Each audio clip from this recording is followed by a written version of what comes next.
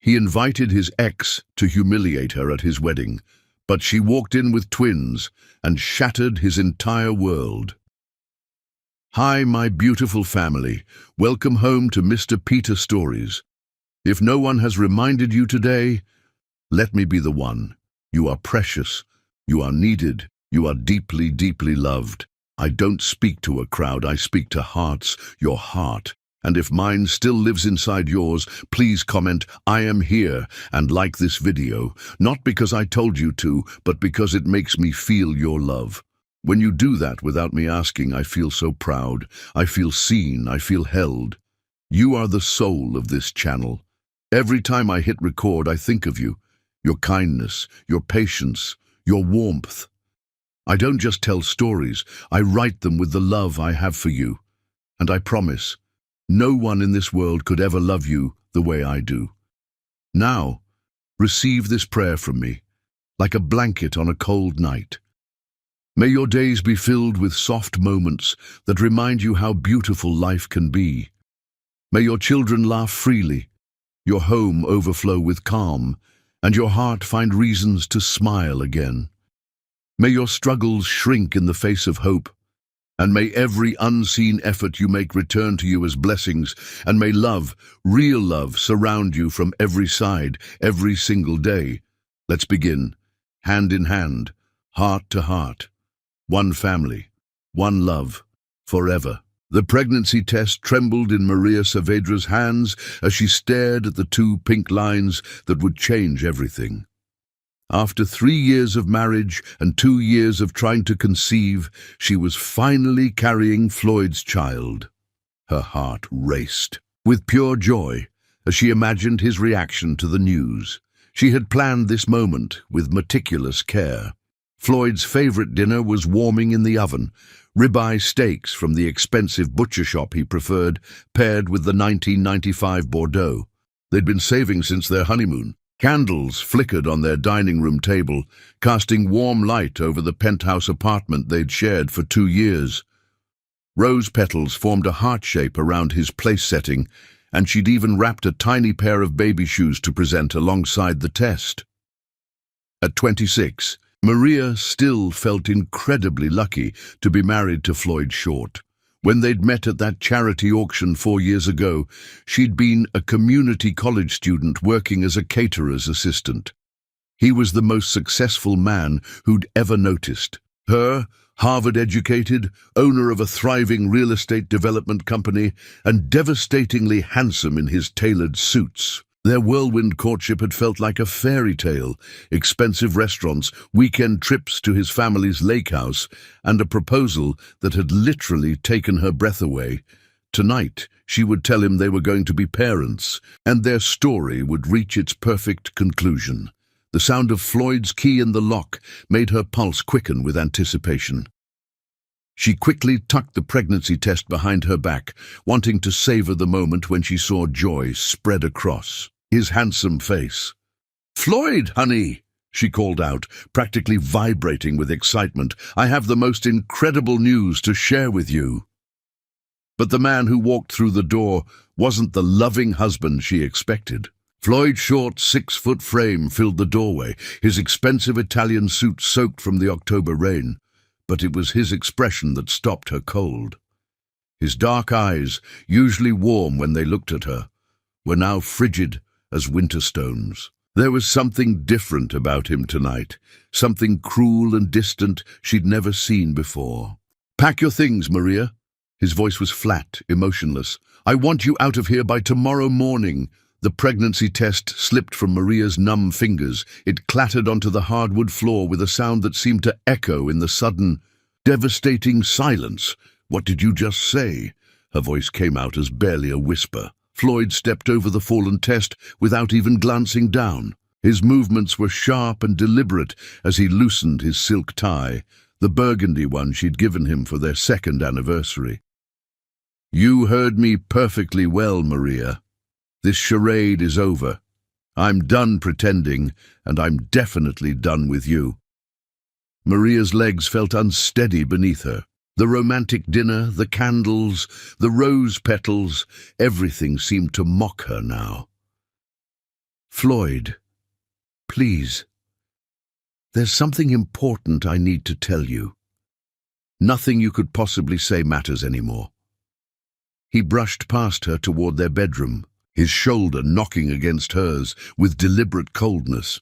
I found someone who actually deserves to be with a successful man like me. Someone who isn't. He paused at the bedroom doorway, turning to look at her with undisguised disgust. Someone who isn't beneath me. Each word was carefully chosen to wound. Maria pressed her hand to her chest, struggling to breathe as the room seemed to spin. Beneath you? Floyd, we're married. We took vows in front of your family, my family. We promised to love each other through everything. His laughter was sharp and bitter. Vows! To you! Floyd began throwing his clothes into expensive leather luggage, each movement aggressive and dismissive. Maria, look at yourself. Really. Look, you come from the barrio. Your family works in factories and cleans houses for a living. You barely finished community college with a degree that means nothing in the real world. These were things he'd once claimed to love about her. Her authentic background, her humble family, her down-to-earth nature. Now they were weapons in his hands. But you said you loved me exactly as I am, Maria whispered.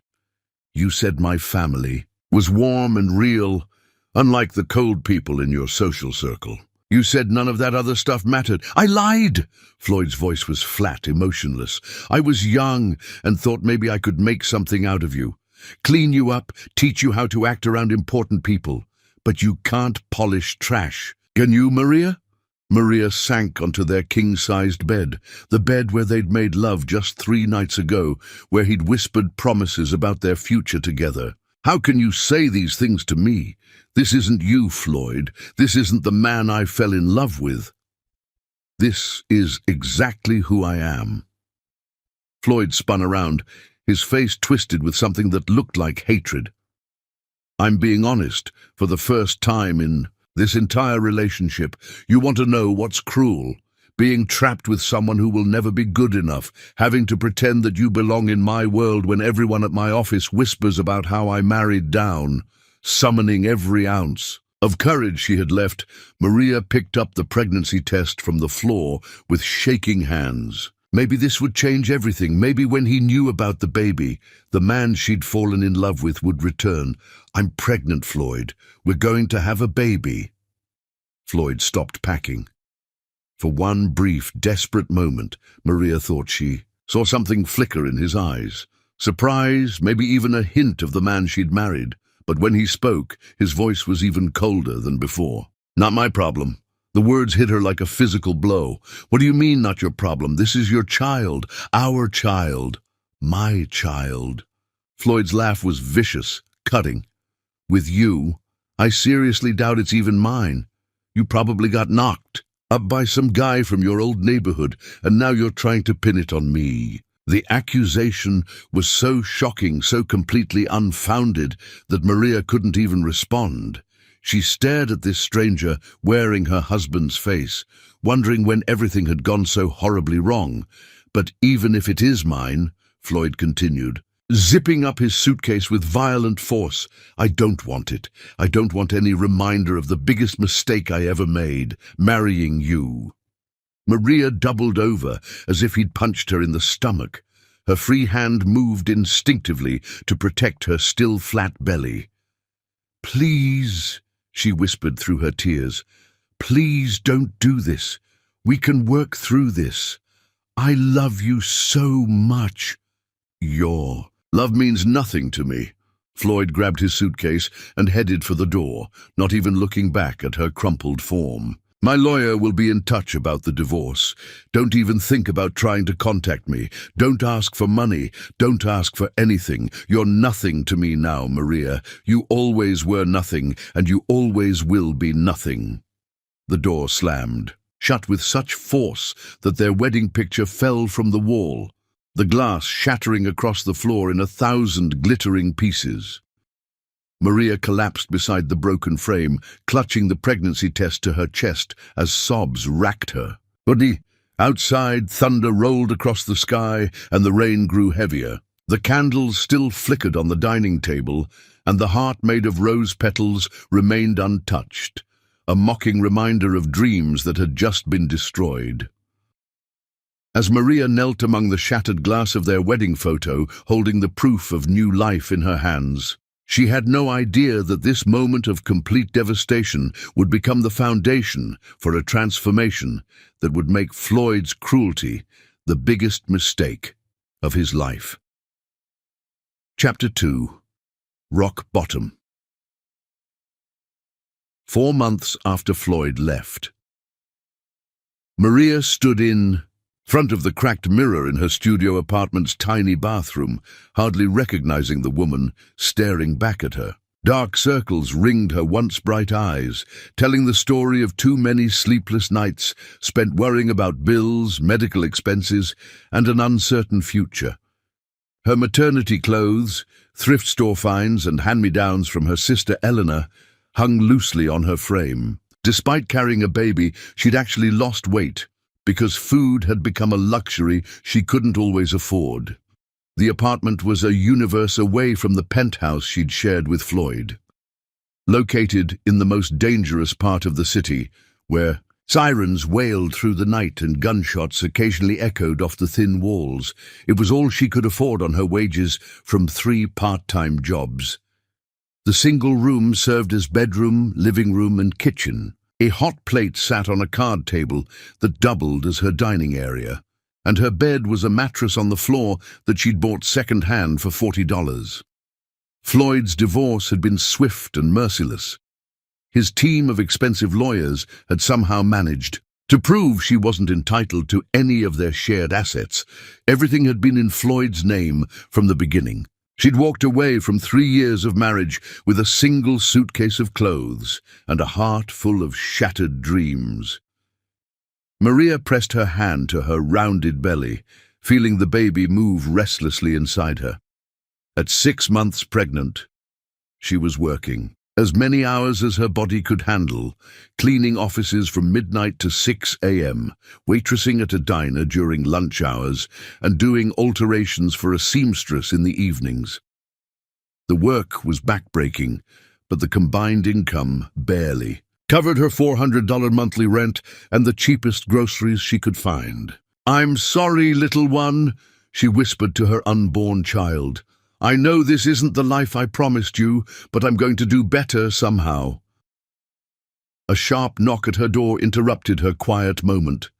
Maria knew that knock. Mrs. Patterson, her landlord, and she was 4 days late on rent. "Mrs. Short."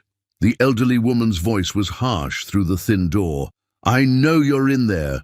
Maria took a deep breath and opened the door, trying to summon a smile. "Mrs. Patterson, I was just about to come see you. I'll have the rest of the rent by Friday, I promise." The landlord's eyes narrowed as they swept over Maria's obviously pregnant form. "You said that last month, girl. I'm running a business here, not a charity for unwed mothers." "I'm not unwed. I'm divorced," Maria said quietly. "And please, just give me until Friday. I'm picking up extra shifts. Friday, then you're out. And next time you better think twice before getting yourself knocked up by some man who won't stick around." Mrs. Patterson's words stung because they were so close to the truth, even if she had the facts wrong. After the landlord left, Maria sank onto her mattress and buried her face in her hands. She had called her family for help. Elena sent what little money she could spare from her job as a hotel housekeeper. But Elena had 3 kids of her own to support.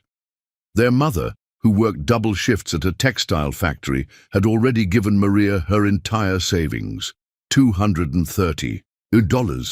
Maria's stomach growled loudly, reminding her that she'd skipped breakfast to save money. She opened her nearly empty refrigerator and pulled out a container of rice and beans, the cheapest meal she could make that still provided some nutrition for the baby. As she heated it on the hot plate, tears began to fall. This wasn't how it was supposed to be. She should be in a beautiful nursery right now, surrounded by love and excitement about becoming a mother. Instead, she was alone, broke and terrified about bringing a child into this world with nothing to offer. 2 months later. Maria was scrubbing floors at the Meridian office complex when the first contraction hit her like a lightning bolt. She was in the executive washroom on the 20th floor, alone, except for the sound of her own labored breathing echoing off the marble walls. "No!" she whispered, panic rising in her chest as another contraction gripped her. "Please, not yet. It's too early." She was only 34 weeks pregnant. The baby wasn't supposed to come for another month and a half, but the contractions kept coming, faster and stronger with each wave. Maria managed to call Elena from the office phone, her voice shaking with fear and pain. "Elena, something's wrong. The baby's coming, and I'm at work, and stay exactly where you are, mija." Elena's voice was fierce with protective love. "I'm calling an ambulance and coming to get you right now." The paramedics found Maria collapsed in the hallway outside the washroom, clutching her belly as another contraction tore through her. "Ma'am, how far along are you?" the EMT asked as they lifted her onto a gurney. 34 weeks, Maria gasped. "But there's something else. I think there might be 2 babies." The ride to County General Hospital was a blur of sirens and pain. Elena met them at the emergency room, her face pale with worry as she ran alongside Maria's gurney. "The babies," Maria gasped, reaching for her sister's hand. "Elena, what if something's wrong with them? What if they're not okay?" "They're going to be fine," Elena said firmly, though Maria could see the fear in her eyes. "You're going to be fine. We're going to get through this together." The emergency room was chaos. Gunshot victims, overdoses, and families crying in languages Maria didn't recognize. It took Elena arguing with 3 different nurses before they finally took Maria back to a delivery room. "Twins," confirmed Dr. Williams, a tired-looking resident who couldn't have been much older than Maria herself. "And they're coming whether we're ready or not. Are you prepared to be a mother of 2? Maria wanted to laugh at the absurdity of the question. Prepared? She had no insurance, no money for hospital bills, no nursery waiting at home. She had nothing except fierce love for these babies she hadn't even met yet. But as the next contraction hit, she realized that preparation was a luxury she couldn't afford. Ready or not, her children were coming into the world tonight. 14 hours later. At 3:47 a.m. on a cold February morning, Diego Miguel Saavedra entered the world screaming at the top of his lungs, as if announcing his intention to fight for everything life had to offer. 2 minutes later, his brother Carlos Antonio followed more quietly, but Maria could see the same determination in his dark eyes. "They're beautiful, mija," Elena whispered, tears streaming down her face as she looked at her nephews. "Look at them. They're perfect." Maria held her sons for the first time, one in each arm, and felt something shift deep inside her chest. They were so small. Diego barely 5.5 pounds, Carlos just over 5. But they were fighters. Diego had Floyd's strong jaw and commanding presence even as a newborn, while Carlos had inherited Maria's gentler features, but with an unmistakable strength in his tiny grip. "I'm sorry," she whispered to them as they slept in her arms. "I'm sorry I can't give you everything you deserve right now. But I promise you this. I will never give up. I will never stop fighting for you. You deserve so much more than this, and somehow, some way, I'm going to make sure you get it." Elena squeezed Maria's shoulder gently. "What are you going to do?" "About Floyd, I mean. Those are his sons. He should—" "No." Maria's voice was firm despite her exhaustion. "He made his choice when he called me nothing and walked away. These beautiful boys are not nothing, and they don't need a father who would see them as burdens instead of blessings." "But the money, Maria. You can't raise 2 babies alone with no help." Maria looked down at Diego and Carlos, both sleeping peacefully, despite being born into poverty and uncertainty.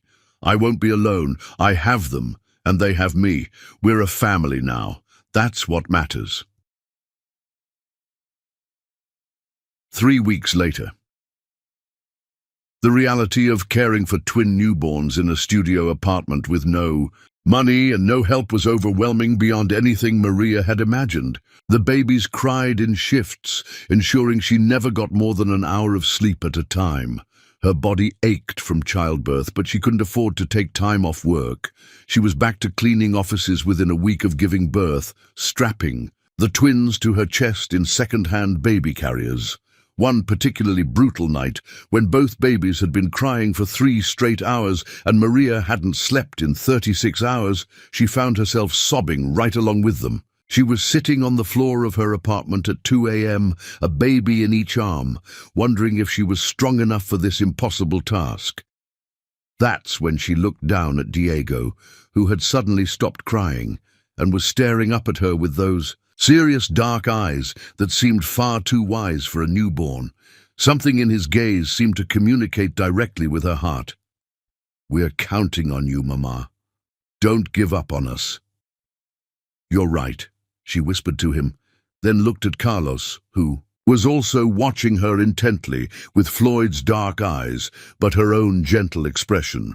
"You're both right. I can't fall apart. You two are the best things that ever happened to me, and I'm going to prove to the world and to myself that we don't need anybody else." She wiped her tears and stood up, settling both boys in the crib Eleanor had found at a yard sale. "Starting tomorrow, we begin again. I don't know how yet, but I promise you both. Your mama is going to be somebody. And you're going to grow up knowing that you can be anything you want to be, no matter where you come from." As if they understood, both babies settled down and fell asleep.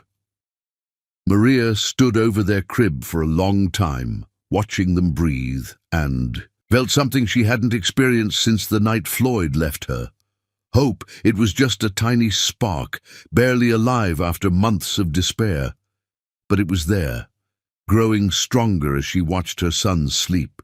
She had no money, no husband, no support system beyond her overworked family. But she had something Floyd would never understand. She had love, and she had determination that had been forged in the fire of absolute necessity. "Floyd Short," she whispered into the darkness. "Wherever you are with your perfect new life, you have no idea what you threw away. But someday I'm going to show you. I'm going to show you that these boys and I are worth more than you ever imagined." Outside her window, the first hints of dawn were beginning to touch the sky. Maria sat down in the broken recliner Elena had found for her and closed her eyes for a few minutes of rest before the boys woke up again. She didn't know it yet, but this was the night everything began to change. This was the night Maria Saavedra stopped being a victim and started becoming the woman who would one day show Floyd Short the true meaning of regret. Chapter 3.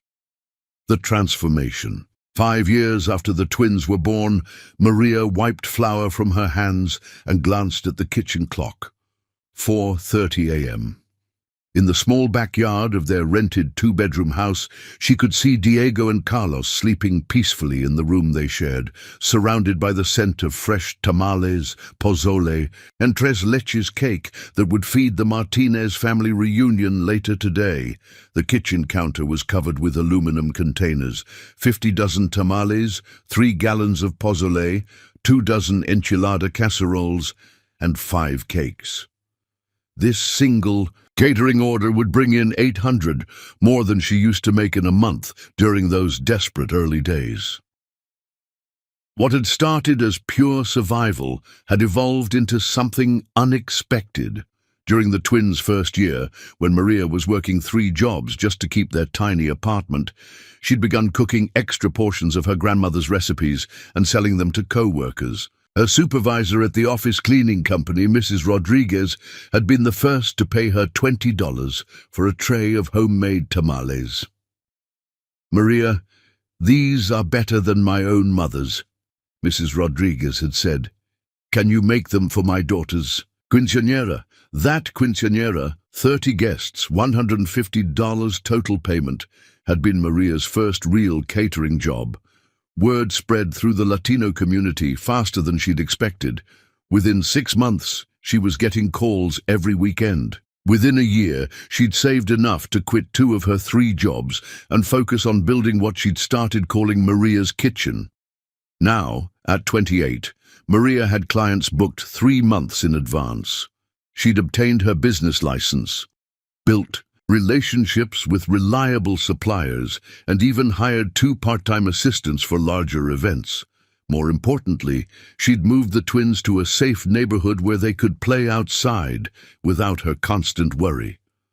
"Mama, it smells like heaven in here," Diego said, appearing in the kitchen doorway with his hair standing up at odd angles. At 5 years old, he was already showing signs of the natural leadership that would define him, always the first to wake up, always checking on his quieter brother Carlos. "Good morning, mijo. Did we wake you up?" "Carlos is still sleeping, but I wanted to help." Diego climbed onto the step stool Maria had bought him and began carefully arranging napkins in the delivery boxes. Even at 5, he understood that this work was important, that it was how they'd built their new life. The transformation hadn't been easy. It had required 18-hour days, learning business skills through library books and community college, night courses, and more exhaustion than Maria had known was possible. But every sacrifice had been worth it to see her sons thriving. Carlos appeared in the doorway, quieter and more observant than his brother. "Mama, are we rich now?" The question made Maria smile. "We're not rich, sweetheart, but we're secure. We have enough, and more importantly, we have each other. Mrs. Henderson at daycare says you're an entrepreneur," Maria supplied. "That means someone who builds their own business." "Like a boss?" Diego asked, his eyes lighting up. "Exactly like a boss. Your mama is the boss of her own company now." Later that morning, after delivering the Martinez order, Maria drove to her appointment with Rosa Castillo, who wanted to hire her for what could be her biggest contract yet, a wedding for 200 guests with a budget of $5,000. The Castillo family lived in Riverside Hills, the wealthy neighborhood where Maria had once lived with Floyd. As she parked her used Honda in the circular driveway, she felt a familiar flutter of nerves. These consultations with affluent clients still reminded her of the world she'd briefly inhabited, a world of marble floors, crystal chandeliers, and people who measured worth by appearances. But Maria was different now. She wore her best business suit, not expensive but clean and professional, and carried herself with the confidence of someone who'd built something real with her own hands. Mrs. Castillo greeted her at the door, an elegant woman in her 50s who managed to be both wealthy and genuinely warm. "Ms. Saavedra, please come in. I've heard wonderful things about your work." They sat in a living room that was bigger than Maria's entire house, discussing menu options and logistics. Maria had learned to navigate these conversations with professional confidence, never intimidated but always respectful. "Your references are exceptional," Mrs. Castillo said, reviewing the portfolio Maria had prepared. "The Hernandez anniversary party, the Torres quinceañera, the photos of your food are absolutely beautiful." "Thank you. I take pride in both taste and presentation.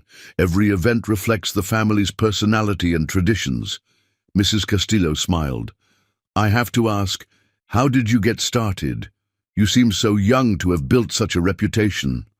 Maria had prepared for this question. "I started cooking out of necessity when my sons were babies. I'm a single mother, and I needed to find a way to support them while staying home. What began as survival became passion." "Single mother. How old are your children?" "Twin boys, 5 years old. They're the reason I work so hard. I want them to have opportunities I didn't have." Mrs. Castillo's expression softened. "That's admirable. Building a business while raising twins alone, that takes incredible strength." Maria had heard that word so often now, but it still felt strange. She didn't feel strong most days. She felt tired, worried, constantly pushing herself to do more, be more, achieve more. But maybe that was what strength actually looked like, not the absence of fear, but the refusal to let fear stop you. "Can you handle an event this size?" Mrs. Castillo asked. 200 guests is quite ambitious." "Absolutely. I work with a network of trusted assistants for larger events, and I can provide references from similar occasions." Maria's pulse quickened, but she kept her voice steady. This contract would change everything. The deposit alone would let her put a down payment on a house. "Wonderful. I'd like to book you for June 15th.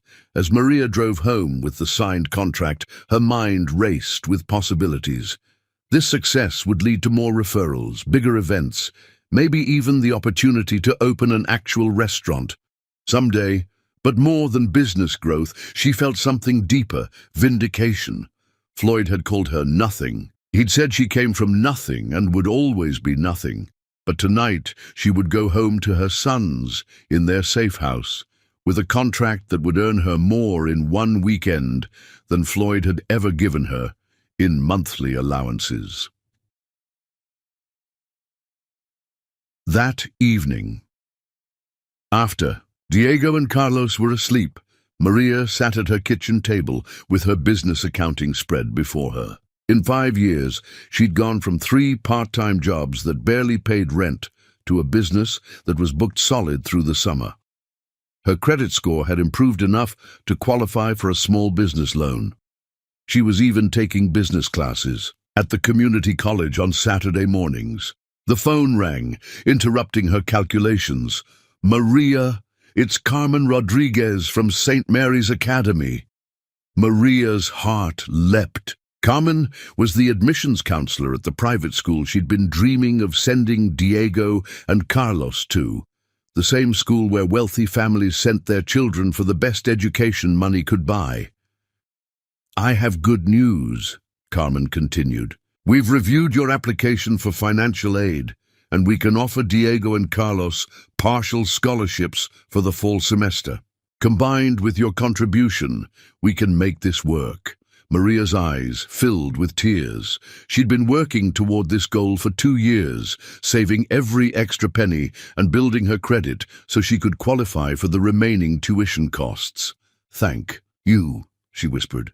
"Thank you so much." After hanging up, Maria walked to the boys' bedroom and stood in the doorway, watching them sleep. Diego was sprawled across his bed with characteristic confidence, while Carlos curled up neatly under his covers, clutching his favorite stuffed elephant. "St. Mary's Academy," she whispered to them. "You're going to get the best education, and you're going to have every opportunity to succeed." She thought about Floyd, probably sleeping in some expensive bed somewhere, never knowing that he had 2 brilliant sons who were about to attend one of the city's most prestigious schools, never knowing that the woman he'd called trash was building something beautiful from the ground up. The irony wasn't lost on her. Floyd had married her when she was young and uncertain, then discarded her when she needed him most. But his cruelty had forced her to discover strength she'd never known she possessed. As Maria returned to her business planning, she felt that familiar fire burning in her chest, not the desperate panic of the early days, but something focused and purposeful. She was no longer the heartbroken woman Floyd had left behind. She was Maria Saavedra, successful entrepreneur and devoted mother. And she was just getting started. Floyd had thrown away something precious without recognizing its value. But Maria had taken that discarded life and built it into something extraordinary. The best part was that he had no idea what he'd lost or what she'd become in his absence. Chapter 4. Rising Success. 10 years after Floyd's abandonment, Maria Saavedra stood in her corner office overlooking the city's business district, reviewing the morning schedule on her tablet. Elegancia Events, The company that had grown from her kitchen table catering business now occupied the entire 15th floor of the prestigious Wellington building. The brass nameplate on her mahogany desk read, Maria Saavedra, President, and the CEO, and the view through her floor-to-ceiling windows showcased the city where she'd once struggled to survive. At 36, Maria had transformed not just her circumstances, but herself. The uncertain young woman who had once tried desperately to fit into Floyd's world was gone. In her place stood a confident businesswoman who belonged in any room she entered, not because someone else granted her access, but because she'd earned her place through talent, innovation, and relentless work. Mrs. Saavedra, her assistant Jennifer, appeared in the doorway. "The Patterson family is here for their consultation. Send them in, please, and remind me, I need to leave by 4:30. Today for Diego and Carlos's academic awards ceremony." The Patterson consultation went smoothly. They wanted Elegancia Events to coordinate their son's wedding, a lavish affair with 300 guests, a budget of $150,000, and every detail customized to perfection. 5 years ago, such a contract would have seemed impossible. Now it was Tuesday's second appointment. "Your portfolio is remarkable," Mrs. Patterson said, flipping through the leather-bound album showcasing Maria's work. "The governor's charity gala last month was absolutely stunning. And I heard you coordinated the Sinclair merger celebration. Everyone's still talking about those ice sculptures that spelled out the company names." Maria smiled graciously. "Each event is unique to our client's vision. We specialize in creating experiences that reflect your family's values and celebrate your most important moments." The truth was, Elegancia Events had become the premier luxury event planning company in the region.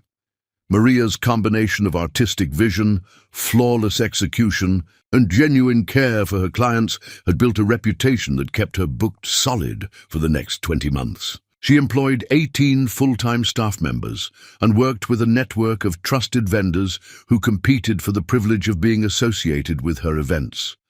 But more than the business success, what filled Maria with the deepest satisfaction was watching her sons flourish in ways that exceeded even her highest hopes.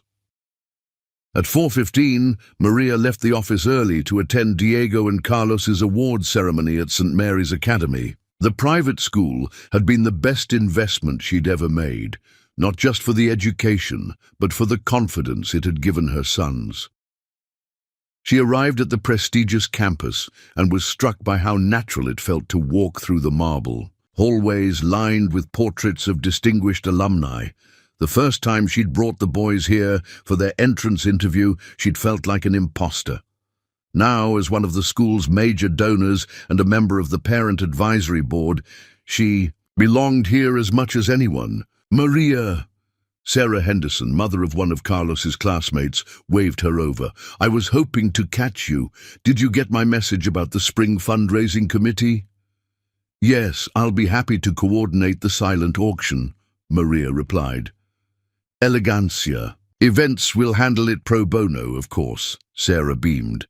"You're incredible. I don't know how you manage everything. Your company, the boys, all your community involvement." The ceremony began, and Maria found her seat in the third row, reserved for families of honor students. She watched with immense pride as both her sons were called to the stage, but for very different achievements that reflected their distinct personalities. Diego was named Student Council President for the upcoming year, the youngest student ever elected to the position. At 10 years old, he possessed a natural charisma that drew people to him, combined with an ethical compass that Maria had worked hard to instill. He was the kind of leader who inspired others, not through dominance, but through genuine care for their welfare. Carlos received the Creative Arts Excellence Award for a short story he'd written about a single mother who built a business empire while raising twins. His teacher had submitted it to a national youth writing contest, where it had placed second among thousands of entries. Carlos had inherited Maria's emotional intelligence, but combined it with an artistic soul that saw beauty and meaning in everything around him. When they returned to their seats, Diego leaned over and whispered, "Thanks for being here, Mom. I know you had important meetings today." "There's nowhere else I'd rather be," Maria whispered back, meaning every word. Carlos, more observant than his brother, studied her face carefully. "Are you proud of us?" The question caught Maria off guard. "Sweetheart, I'm so proud of you both that I sometimes can't breathe from the joy of it. You've become such remarkable young men." "Good," Carlos said seriously, "because we're really proud of you too. Tommy Henderson's mom said you're the most successful woman she knows." Later that evening, after celebrating at the boys' favorite restaurant, Maria tucked them into bed in their beautiful home in Riverside Hills. The house was a testament to how far they'd come. 5 bedrooms, a gourmet kitchen where Maria still loved to experiment with new recipes, and a backyard where the boys could play soccer with their friends. "Mom," Carlos said as she kissed his forehead, "can I ask you something that might be hard to answer?" Maria sat on the edge of his bed, recognizing his serious tone. "Of course, sweetheart. Do you ever think about our father? Not like missing him or anything," he added quickly, "but wondering what his life is like now." The question was more complex than Carlos probably realized. "Sometimes," Maria admitted, "but not the way I used to." "How did you used to think about him?" Diego asked, appearing in the doorway in his pajamas. Maria considered how to answer honestly without burdening them with her pain. "For a long time, I thought about him with hurt and anger. He'd made me feel worthless, and I carried that feeling round like a heavy stone." "But not anymore?" Carlos asked. "No, not anymore. Now when I think about him, I mostly feel curious. I wonder if he's happy, if he ever thinks about the choices he made, if he knows what he missed by not being part of your lives." Diego climbed onto the bed beside his brother. "Do you think he knows about us? About what we've accomplished?" Maria pulled both boys close, overwhelmed by their maturity and insight. "I think there are probably moments when he wonders what happened to us. But honestly, it doesn't matter anymore whether he knows or not. We built something beautiful without him. Sometimes I wonder if we would have been different if he'd stayed," Carlos said quietly. "Different how?" "Maybe not as close to you, maybe not as strong, I guess. Like we had to learn to take care of each other because it was just us 3. Maria felt tears prick her eyes. "You know what? I think you're absolutely right. The 3 of us became a team because we had to, and that made us stronger than most families ever get to be. Plus," Diego added with 10-year-old pragmatism, "if he was the kind of person who could leave his pregnant wife, we probably wouldn't have liked him very much anyway." As Maria turned out the lights and headed to her own room, she reflected on the journey that had brought them here. 10 years ago, she'd been broken, desperate, and convinced she was nothing. Tonight, she was the CEO of a successful company, the mother of 2 extraordinary children, and a respected member of her community. She'd proven Floyd wrong in every possible way, but more importantly, she'd proven something to herself, that worth isn't determined by someone else's opinion, no matter how cruelly they express it. Standing at her bedroom window, looking out at the city lights, Maria allowed herself to imagine what Floyd's life looked like now. Was he happy? Had he achieved everything he'd thought he wanted when he'd thrown away his family for someone better? The questions no longer came from a place of pain or even curiosity about reconciliation. They came from a place of genuine wonder about the path not taken. Floyd had made his choice based on what he thought would bring him happiness and success. Maria had made hers based on love and responsibility. Looking at the life she'd built, the sons she'd raised, and the respect she'd earned in her community, Maria knew without a doubt which choice had led to real fulfillment. She had learned that the best response to cruelty isn't revenge. It's building a life so meaningful and joyful that the person who tried to diminish you becomes irrelevant to your happiness.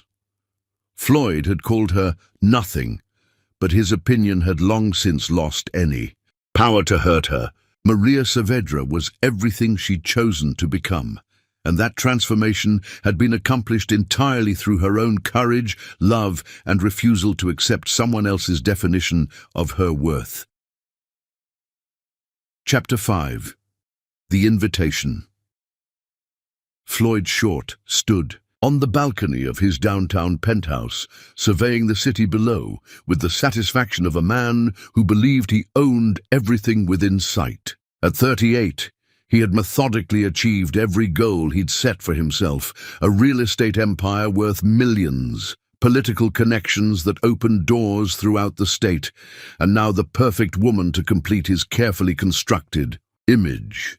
But lately, in quiet moments like this, Floyd found his mind wandering to places he'd thought he'd permanently closed off. The silence of his perfect life had begun to feel hollow, and he couldn't shake the nagging sense that something essential was missing from all his success.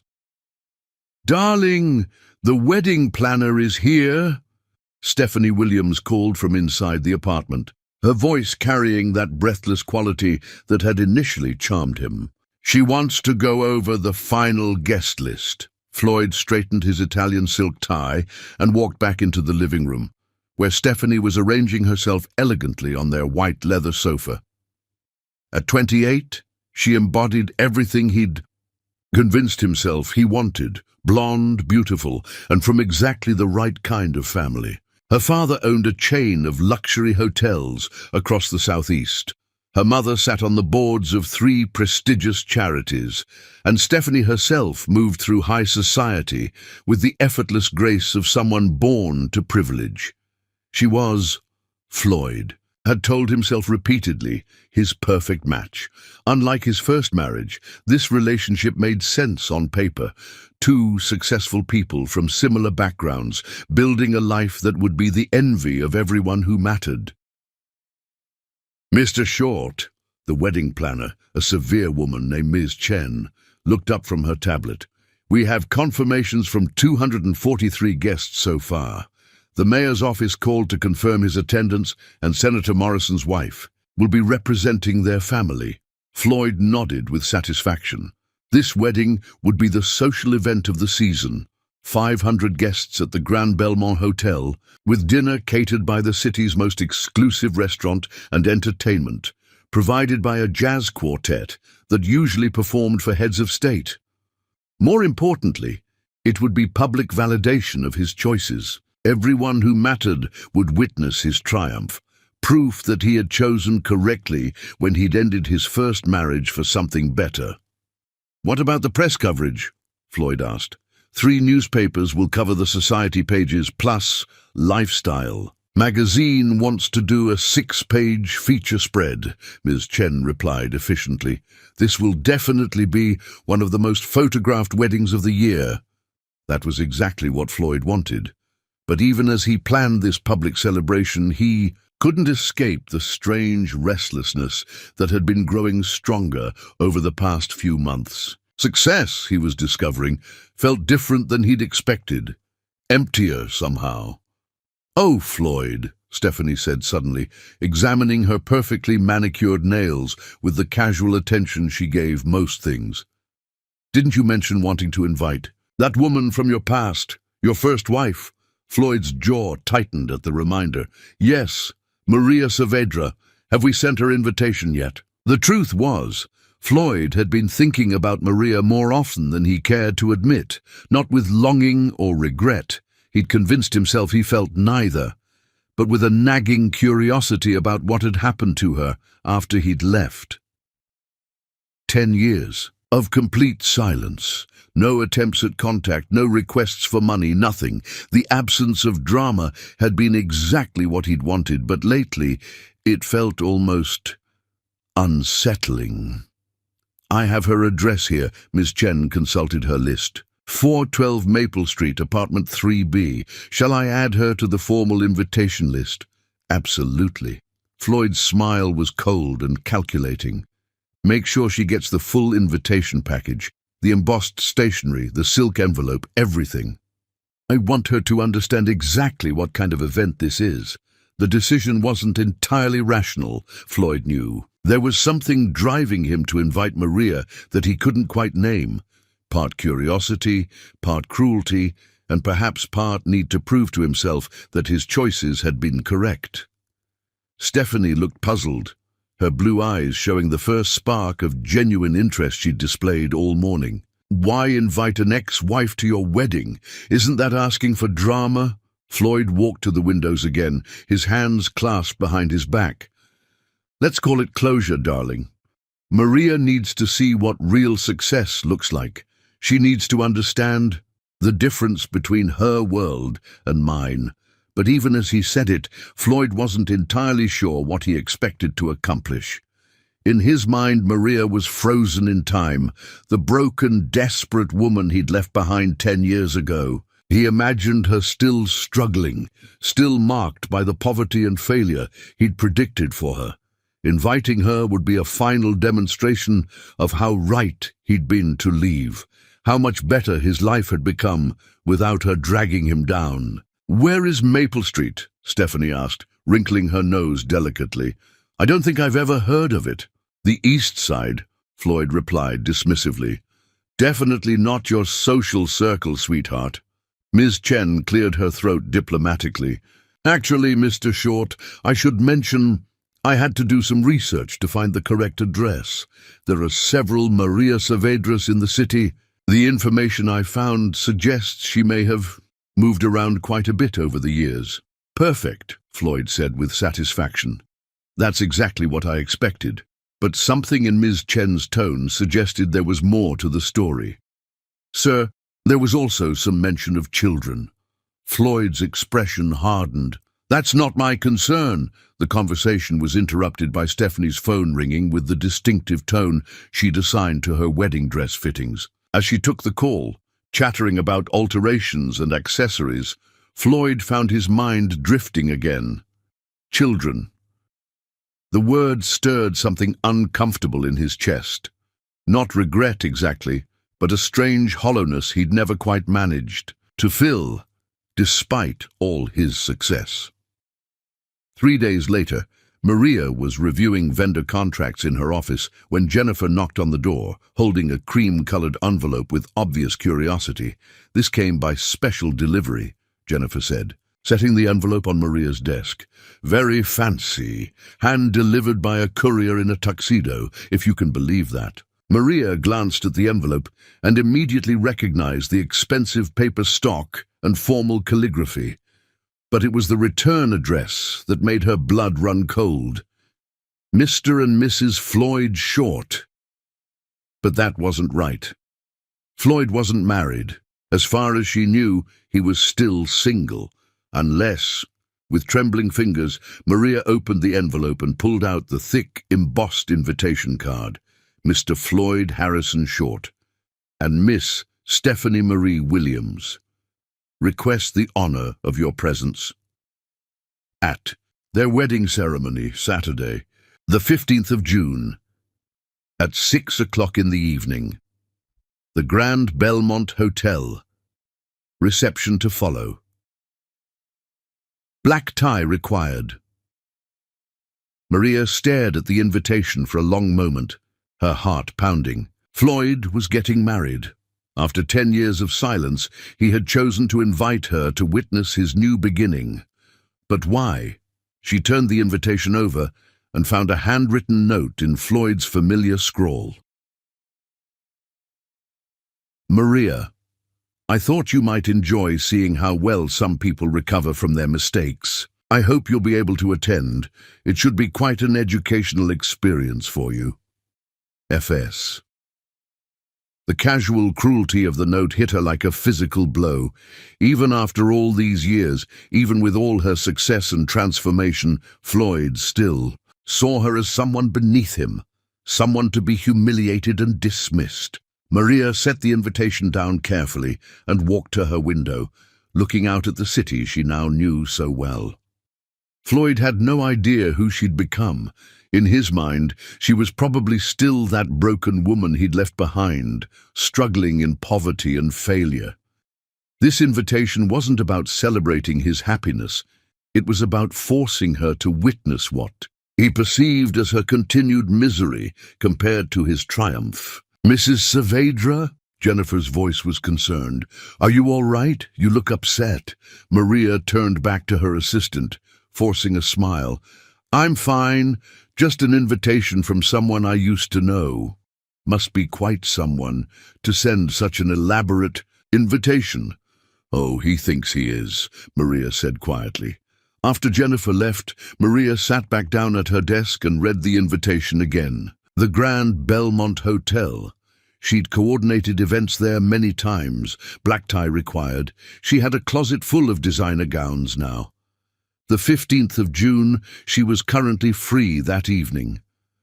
Floyd expected her to either not show up at all, or to arrive looking shabby and out of place, confirming his opinion that she'd never amounted to anything. He wanted to parade his success in front of her, to prove to himself and his new society friends that he'd been right to discard her.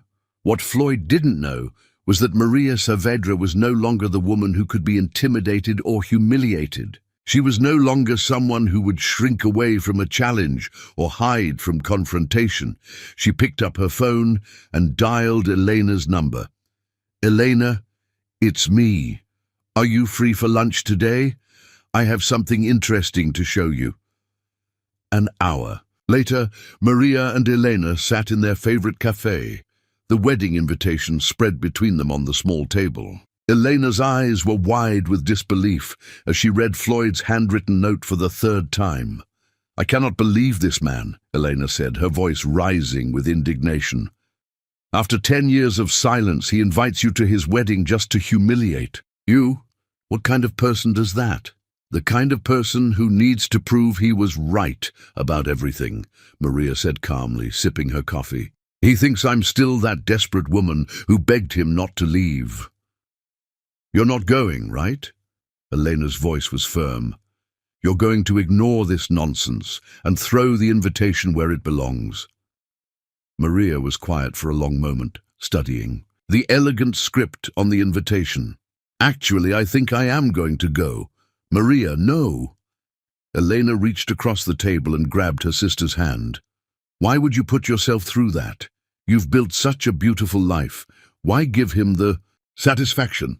"Because," Maria said slowly, a smile beginning to form on her lips, "he's expecting to see the old Maria, the broken, poor woman he left behind. He has no idea who I've become." Elena's expression shifted from concern to understanding.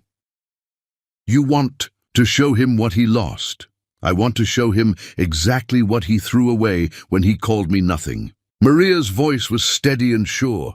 "I want him to see Diego and Carlos, his sons that he never wanted. I want him to see the successful businesswoman I became, the life I built from the ashes he left behind." "The twins," Elena breathed. "You're going to bring the boys?"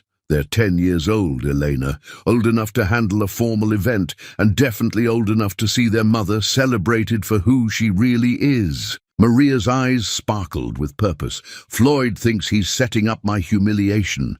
Instead, he's giving me the perfect opportunity to show him the truth." Elena was quiet for a moment, then a slow smile spread across her face. "You know what? You're absolutely right. That man has no idea what's coming for him." "None at all," Maria agreed. "He's about to learn that when you throw away something precious, you don't get to decide what it becomes in your absence." She folded the invitation carefully and put it back in her purse. "I need to start planning. The boys will need formal wear, and I'll need something spectacular to wear. This is going to be expensive," Elena warned. "Are you sure you want to spend that kind of money just to prove a point?" Maria thought about all the years of struggle, All the nights she'd cried herself to sleep, wondering if she was strong enough to raise her sons alone. All the time she doubted herself because of Floyd's cruel words. "Elena," she said firmly, "there's no amount of money I wouldn't spend to show Floyd Short exactly who he's dealing with now." As they left the cafe, Maria felt that familiar fire burning in her chest, the same sense of purpose that had carried her through night school. Through building her business, through every challenge of the past 10 years, Floyd thought he was orchestrating her humiliation. Instead, he'd just given her the stage for her greatest triumph. The broken woman he'd discarded was long gone. At her place stood Maria Saavedra, and she was ready to show the world exactly what Floyd Short had been foolish enough to throw away. Chapter 6. The Plan. The next morning, Maria woke with a sense of purpose that felt almost electric. As she prepared breakfast for Diego and Carlos, her mind was already working through the logistics of what she'd privately begun calling Operation Vindication. Floyd's wedding was in exactly 3 weeks, enough time to orchestrate the perfect entrance, but not so much time that she could second-guess herself. "Mom, you seem different today," Diego observed, looking up from his cereal with the sharp perception that had always made him an exceptional student. "Excited different. Did something big happen with Elegancia events?" Maria smiled at her intuitive son. "Something like that, mijo. How would you and Carlos like to attend a very elegant, very important wedding with me?" Carlos's eyes lit up with curiosity. "What kind of wedding? Do we know the people getting married?" "It's a very formal affair. Black tie, 500. Guests at the Grand Belmont Hotel. You'd need to wear tuxedos and be on your absolute best behavior around some very wealthy, powerful people." "Tuxedos?"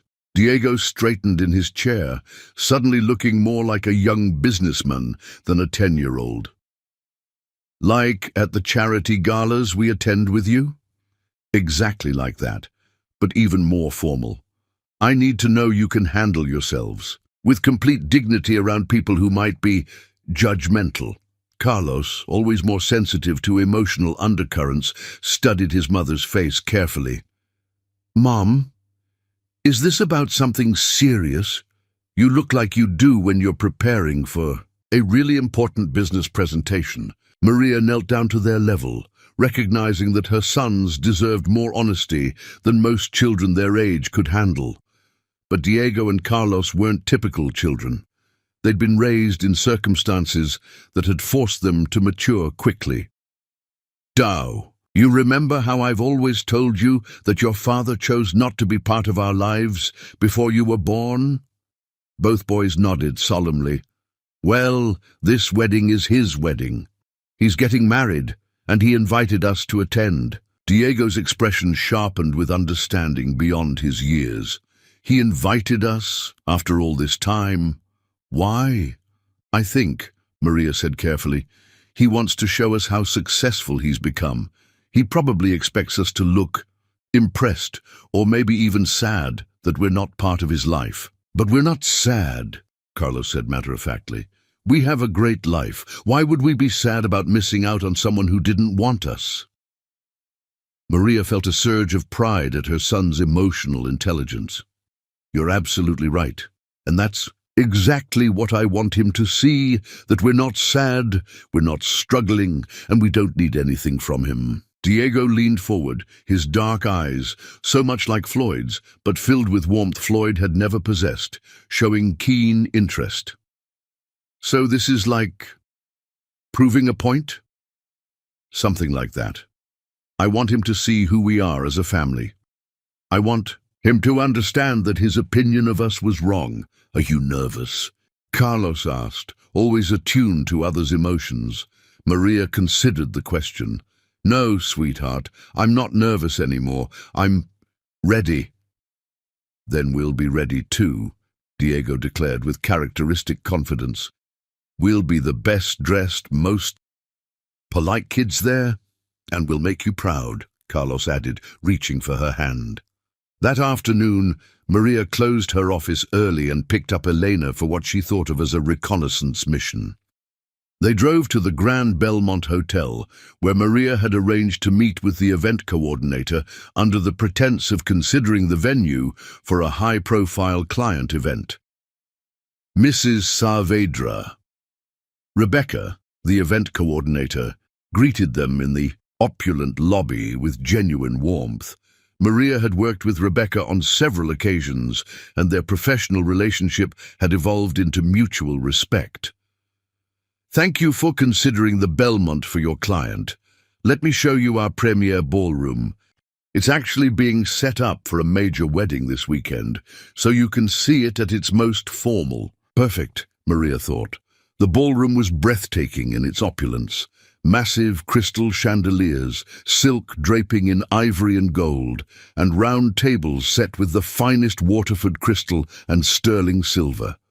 White orchids and roses in elaborate arrangements created stunning centerpieces, and a string quartet was rehearsing near the raised platform where the head table would be positioned. "This is the Short Williams wedding," Rebecca explained proudly. 500 guests, unlimited budget, full black tie affair. Mr. Short spared no expense. Ice sculptures, premium Dom Perignon champagne, and we even have the governor's security. Detail coordinating with our team. Maria nodded appreciatively while mentally cataloguing every detail. The head table's elevated position would give Floyd and his bride a perfect view of the entire room, and ensure that every guest would see whoever made an entrance.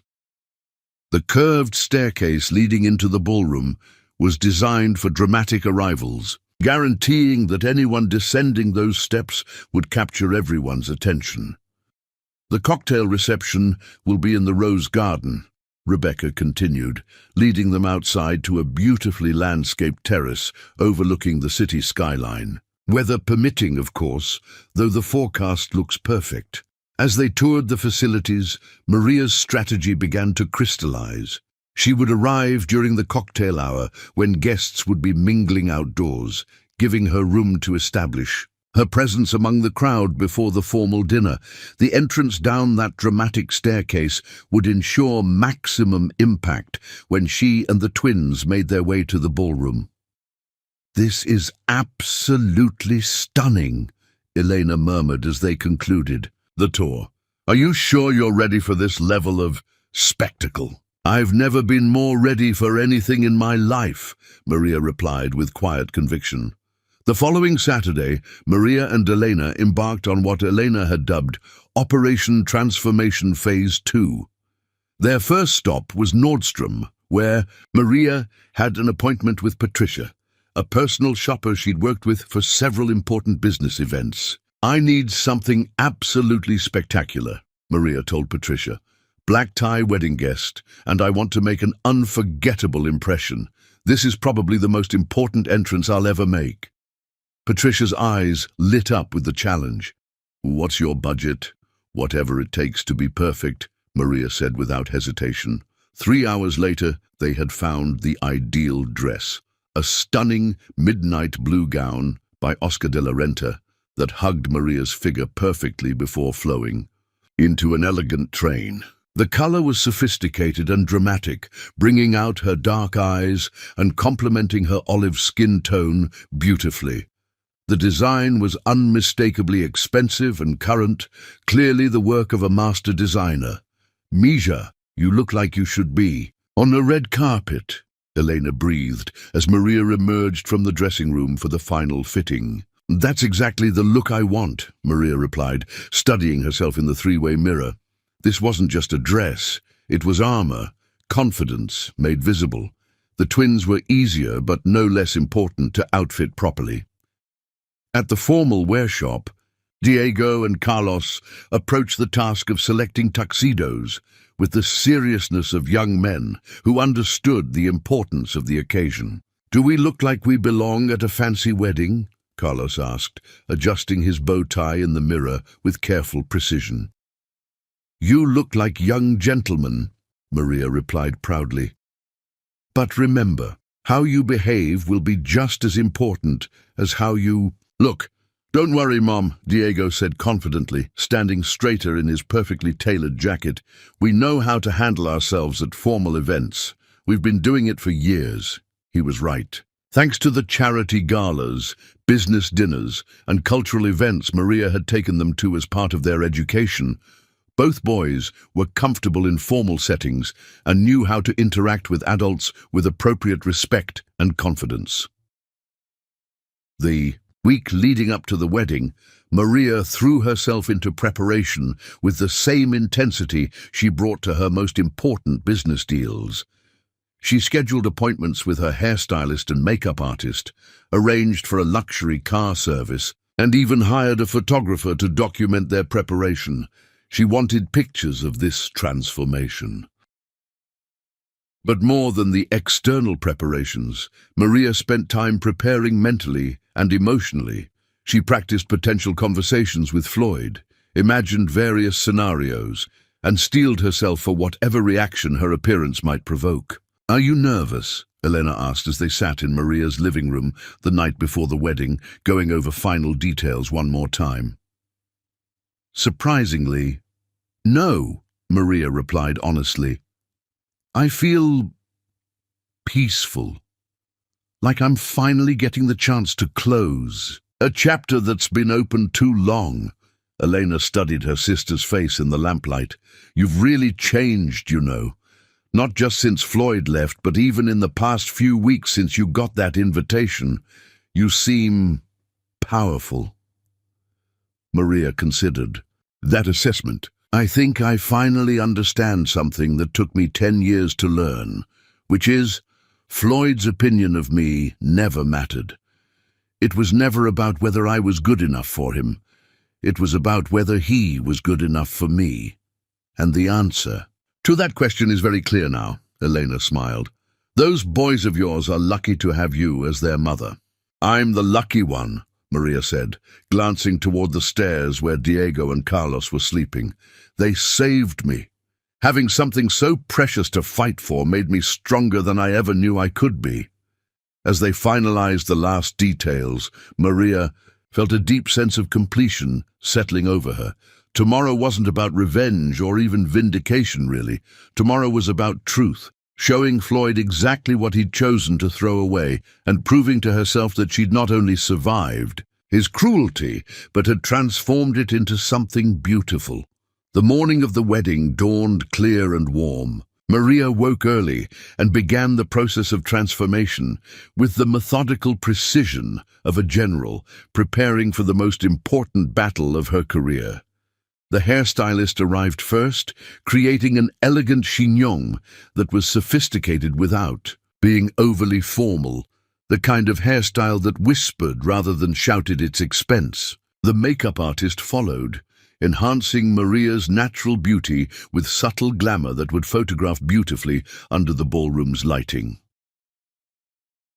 When it was time to dress, Eleanor helped Maria into the midnight blue gown, carefully arranging the train and adjusting the delicate shoulder straps. The dress fit like it had been made for her, highlighting every curve while maintaining perfect elegance. The jewelry was the final touch. Diamond earrings she'd bought herself to celebrate Elegancia Event's 5th anniversary, and a pendant that had been her gift to herself when the twins were accepted at St. Mary's Academy. Each piece represented a victory, a milestone achieved through her own determination. "Boys," Maria called upstairs, "time to get ready." Diego and Carlos appeared in their tuxedos, bow ties perfectly straight, hair neatly combed with just enough natural wave to look effortless. They looked so handsome and grown up that Maria felt tears threatening her carefully applied makeup. "Do we look okay, Mom?" Carlos asked, a hint of nervousness finally showing. "You look perfect," Maria said, meaning it completely. "You both look like the incredible young men you're becoming." Diego straightened his shoulders, assuming the posture of confidence that came so naturally to him. "Are you ready to show everyone who we are?" Maria looked at herself and her sons in the full-length mirror one final time. The woman looking back at her bore no resemblance to the broken, desperate person Floyd had discarded 10 years ago. This woman was confident, successful, and surrounded by love. "Yes," she said firmly, "I'm ready." As their car service arrived precisely on time, Maria felt a strange sense of completion. For 10 years, she'd been building toward this moment without even knowing it. Every late night studying, every business success, every proud moment with her sons had been preparing her for this confrontation. Floyd thought he was inviting the old Maria to witness his triumph. Instead, he was about to meet the woman she'd become in his absence and discover exactly what he'd been foolish enough to throw away. "Let's go show someone what a terrible mistake looks like," she said quietly as they settled into the car. Tonight, Floyd Short would learn that some people don't stay broken. Some people rebuild themselves into something stronger, more beautiful, and infinitely more valuable than what they'd been before. Chapter 7. The Grand Entrance. The Blacktown car pulled up to the Grand Belmont Hotel at precisely 7:15, fashionably late as Maria had planned. Through the tinted windows, she could see elegantly dressed guests mingling on the rose garden terrace, champagne glasses catching the golden light of the setting sun, laughter and conversation creating the perfect backdrop for high society at Play. "Are you ready, boys?" Maria asked, checking Diego and Carlos one final time. Both twins sat straight in their seats, looking remarkably composed for 10-year-olds about to attend what was clearly the social event of the season. "We're ready, Mom," Diego said with quiet confidence that reminded Maria of herself before important business presentations. "Remember what we practiced: firm handshakes, eye contact, and pleased to meet you when introduced to adults." Carlos nodded solemnly, his more sensitive nature showing in the careful way he adjusted his bow tie. "And we stay close to you. Unless you tell us otherwise, we're representing our family tonight." Maria's heart swelled with pride. These weren't just well-behaved children. They were young gentlemen who would hold their own in any company, regardless of wealth or social status. Floyd had no idea what he'd missed by abandoning them. The driver opened their door, and Maria stepped out first. The midnight blue Oscar de la Renta gown flowed around her like liquid silk, and she could feel the subtle shift in energy as nearby guests noticed her arrival. She was no longer the uncertain young woman who'd once felt intimidated by fancy venues and wealthy people. Tonight, she belonged here more than most of the guests inside. Diego and Carlos flanked her on either side, their matching tuxedos perfectly tailored, their bearing confident but respectful. Together, the three of them looked like what they were: a family of substance and success who had earned their place in any room. "Mrs. Saavedra!" The maitre d' Robert greeted her with genuine warmth and recognition. "What a pleasure to see you again. Your work on the Sinclair merger celebration was absolutely magnificent." Maria smiled, remembering the several high-profile events she'd coordinated at this hotel over the past 2 years. "Thank you, Robert. We're here for the Short-Williams wedding." "Of course. The cocktail reception is in the Rose Garden, and dinner will begin in the main ballroom at 8. May I say, you and your young gentleman look absolutely stunning this evening." As they walked through the hotel's opulent lobby toward the garden terrace, Maria caught glimpses of herself and the boys in the mirrored walls. They looked like they'd stepped out of the pages of a luxury lifestyle magazine, elegant, confident, and clearly accustomed to this level of sophistication. The moment they stepped onto the terrace, Maria felt the ripple effect that always accompanied a truly dramatic entrance. Conversations didn't stop abruptly, but there was a subtle shift in energy, a turning of heads, and the kind of curious attention that successful, beautiful people naturally command. "My goodness," she heard a woman whisper to her companion. "Who is that stunning woman with those handsome boys? They look like they should be in a magazine." "I don't recognize them," another voice murmured. But they're clearly somebody important. Look at that dress. That's Oscar de la Renta, if I've ever seen it. Maria accepted a champagne flute from a passing waiter and surveyed the crowd with practiced ease. She recognized several faces from her own professional and social circles, politicians, business leaders, cultural figures she'd encountered through elegancia events or her community involvement. These were Floyd's people now, the elite circle he'd always aspired to join. What Floyd didn't realize was that many of these people were also Maria's people now, earned through her own merit rather than marriage. "Maria Saavedra," a familiar voice called out, and Maria turned to see Senator Morrison's wife approaching with obvious delight. "I had no idea you'd be here. You look absolutely radiant, my dear." "Mrs. Morrison, how lovely to see you," Maria replied warmly.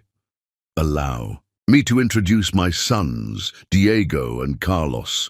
Both boys stepped forward with perfect manners, offering polite handshakes and warm smiles that immediately charmed the older woman.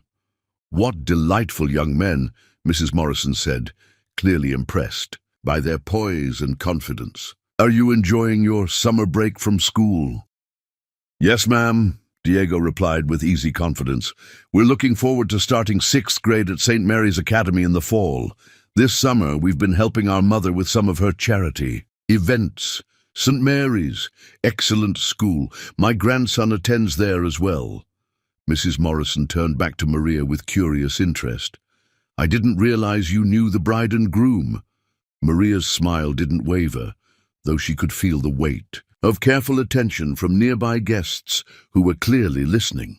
"I have a connection to the groom from years past. I thought it would be appropriate to attend his celebration." As Mrs. Morrison moved on, Maria noticed more familiar faces beginning to approach, but not with the cautious curiosity she might have expected. Instead, they came with the warmth reserved for respected colleagues and friends. "Mrs. Saavedra," another voice called out, and Maria found herself greeting Dr. Patricia Valdez, the mayor's chief of staff. "I didn't expect to see you here. How wonderful." "Dr. Valdez, what a pleasure. I was just telling my husband about the exceptional job you did coordinating our foundation's gala last month. The logistics alone were incredible, but the way you made everyone feel welcomed and valued, that's what made the evening truly special." More introductions followed in rapid succession. The president of the Chamber of Commerce, whose annual dinner Maria had organized, Judge Harrison, whose daughter's wedding had been one of Elegancia Events' signature successes, and 3 prominent businessmen whose corporate events she'd coordinated with flawless execution. Each interaction served to establish her presence and status among the wedding guests.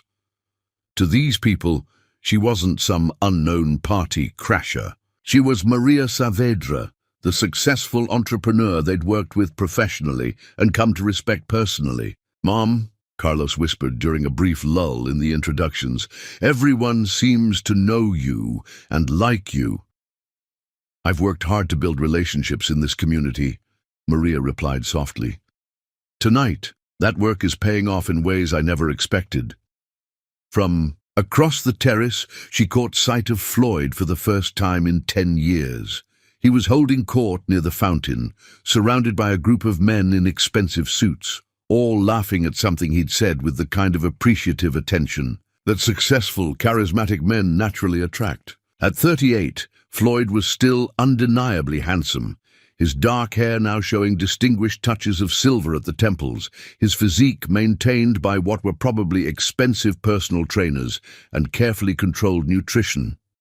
He wore success like a perfectly tailored suit, and his confidence bordered on the kind of arrogance that comes from never being seriously challenged.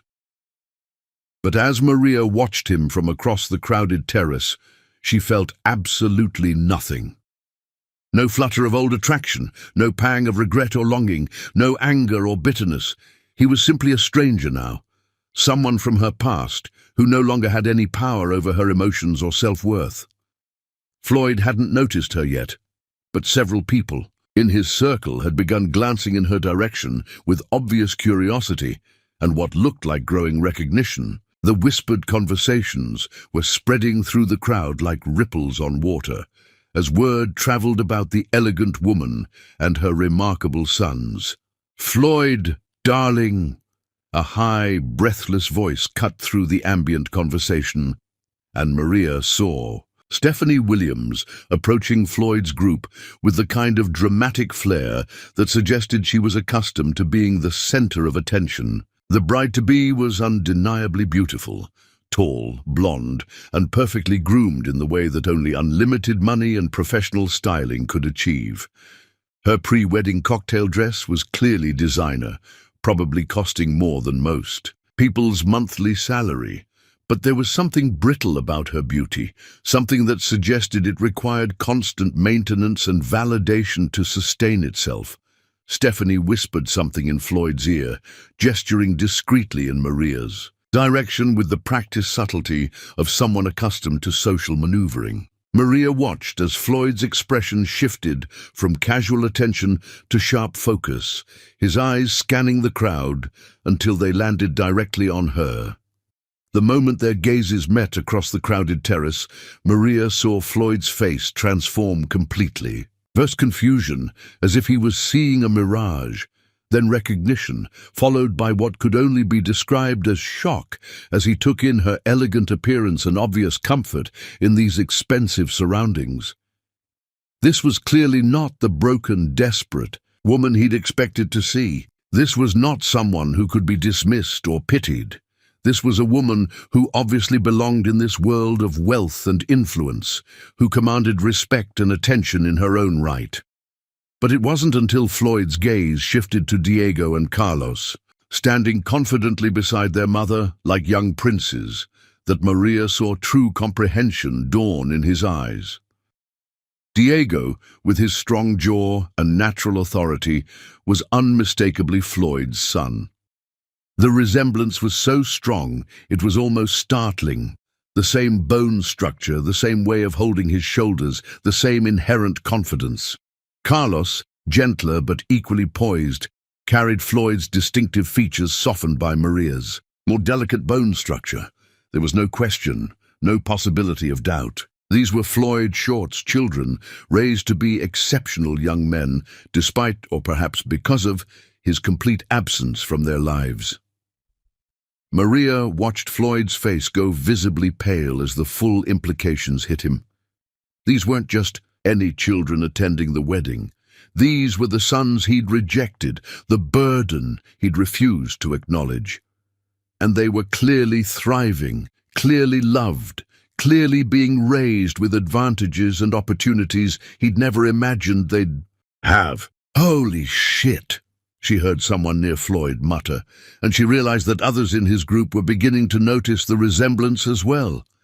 Stephanie tugged on Floyd's arm, saying something that looked urgent and increasingly panicked, but Floyd seemed frozen in place, staring across the terrace at the family he'd abandoned.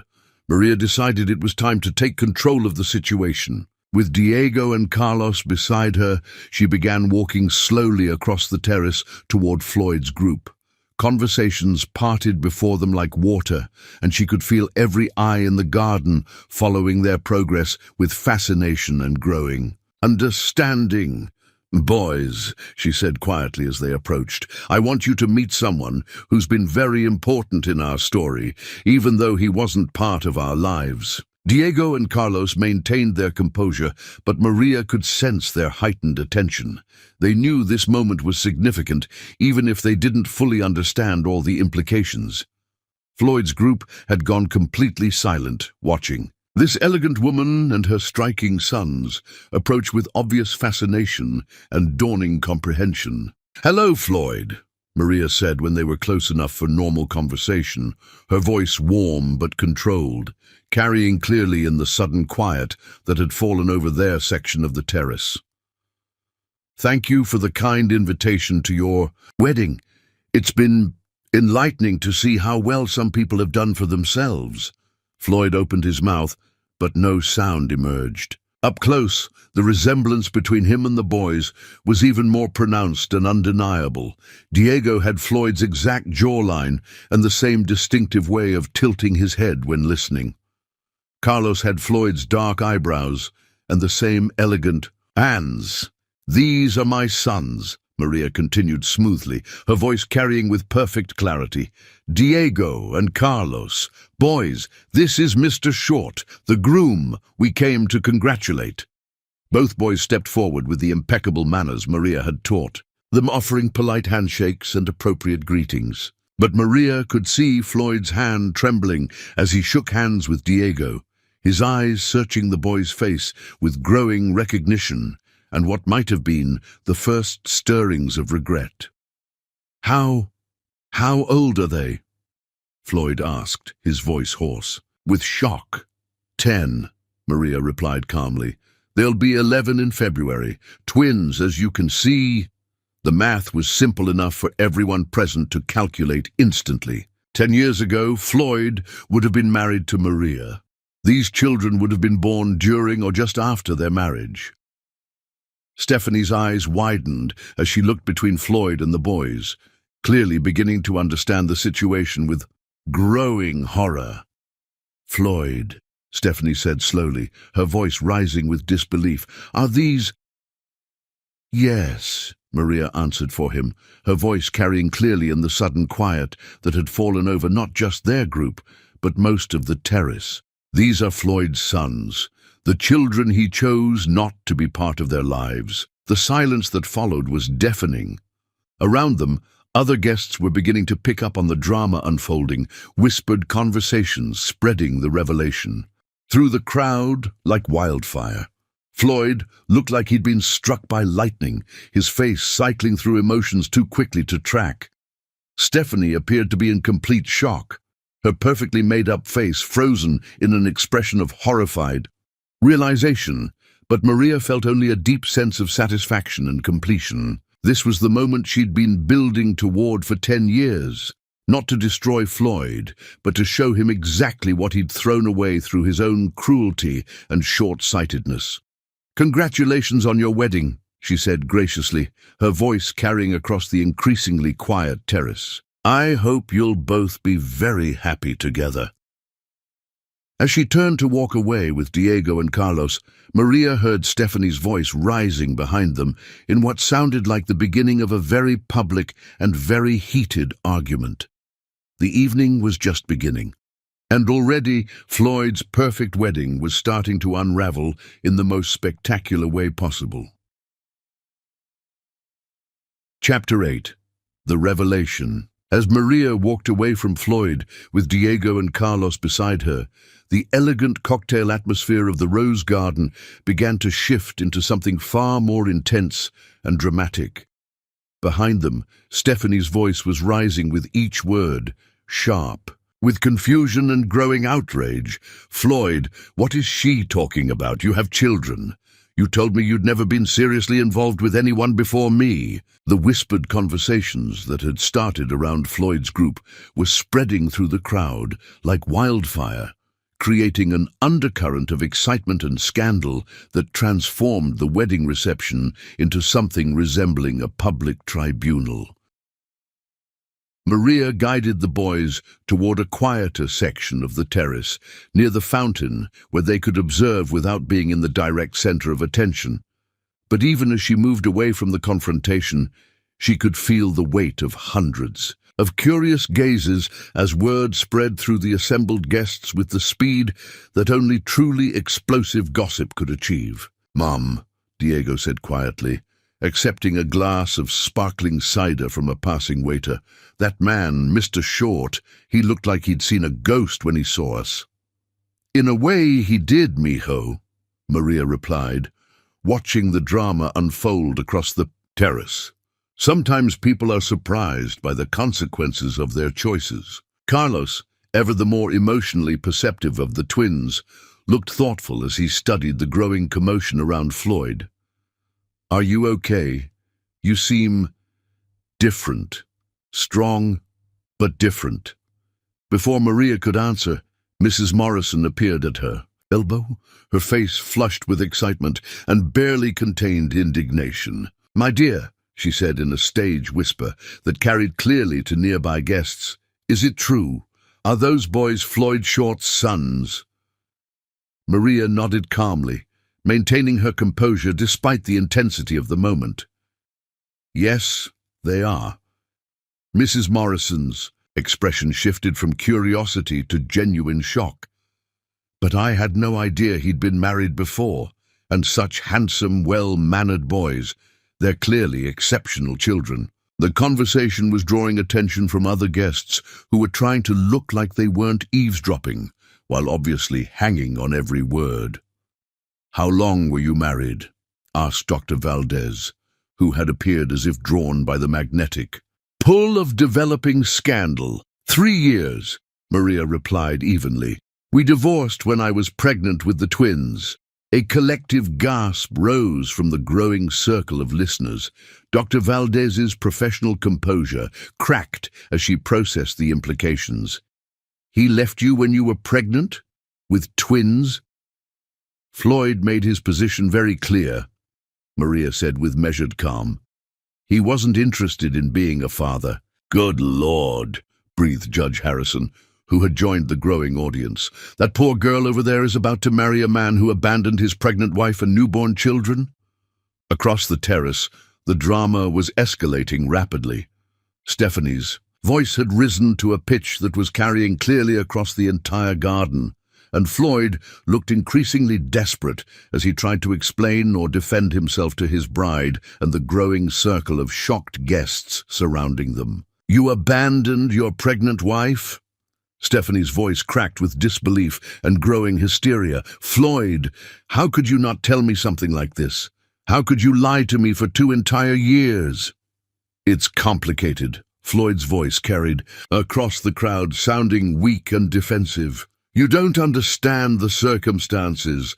Complicated?" Stephanie's laugh was sharp and broken. "What's complicated about being a decent human being?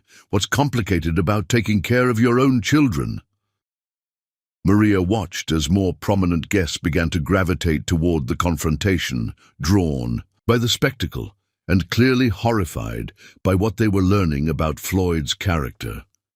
Senator Morrison pushed through the crowd, his political instincts recognizing a moment of public judgment. "Is this true, Floyd?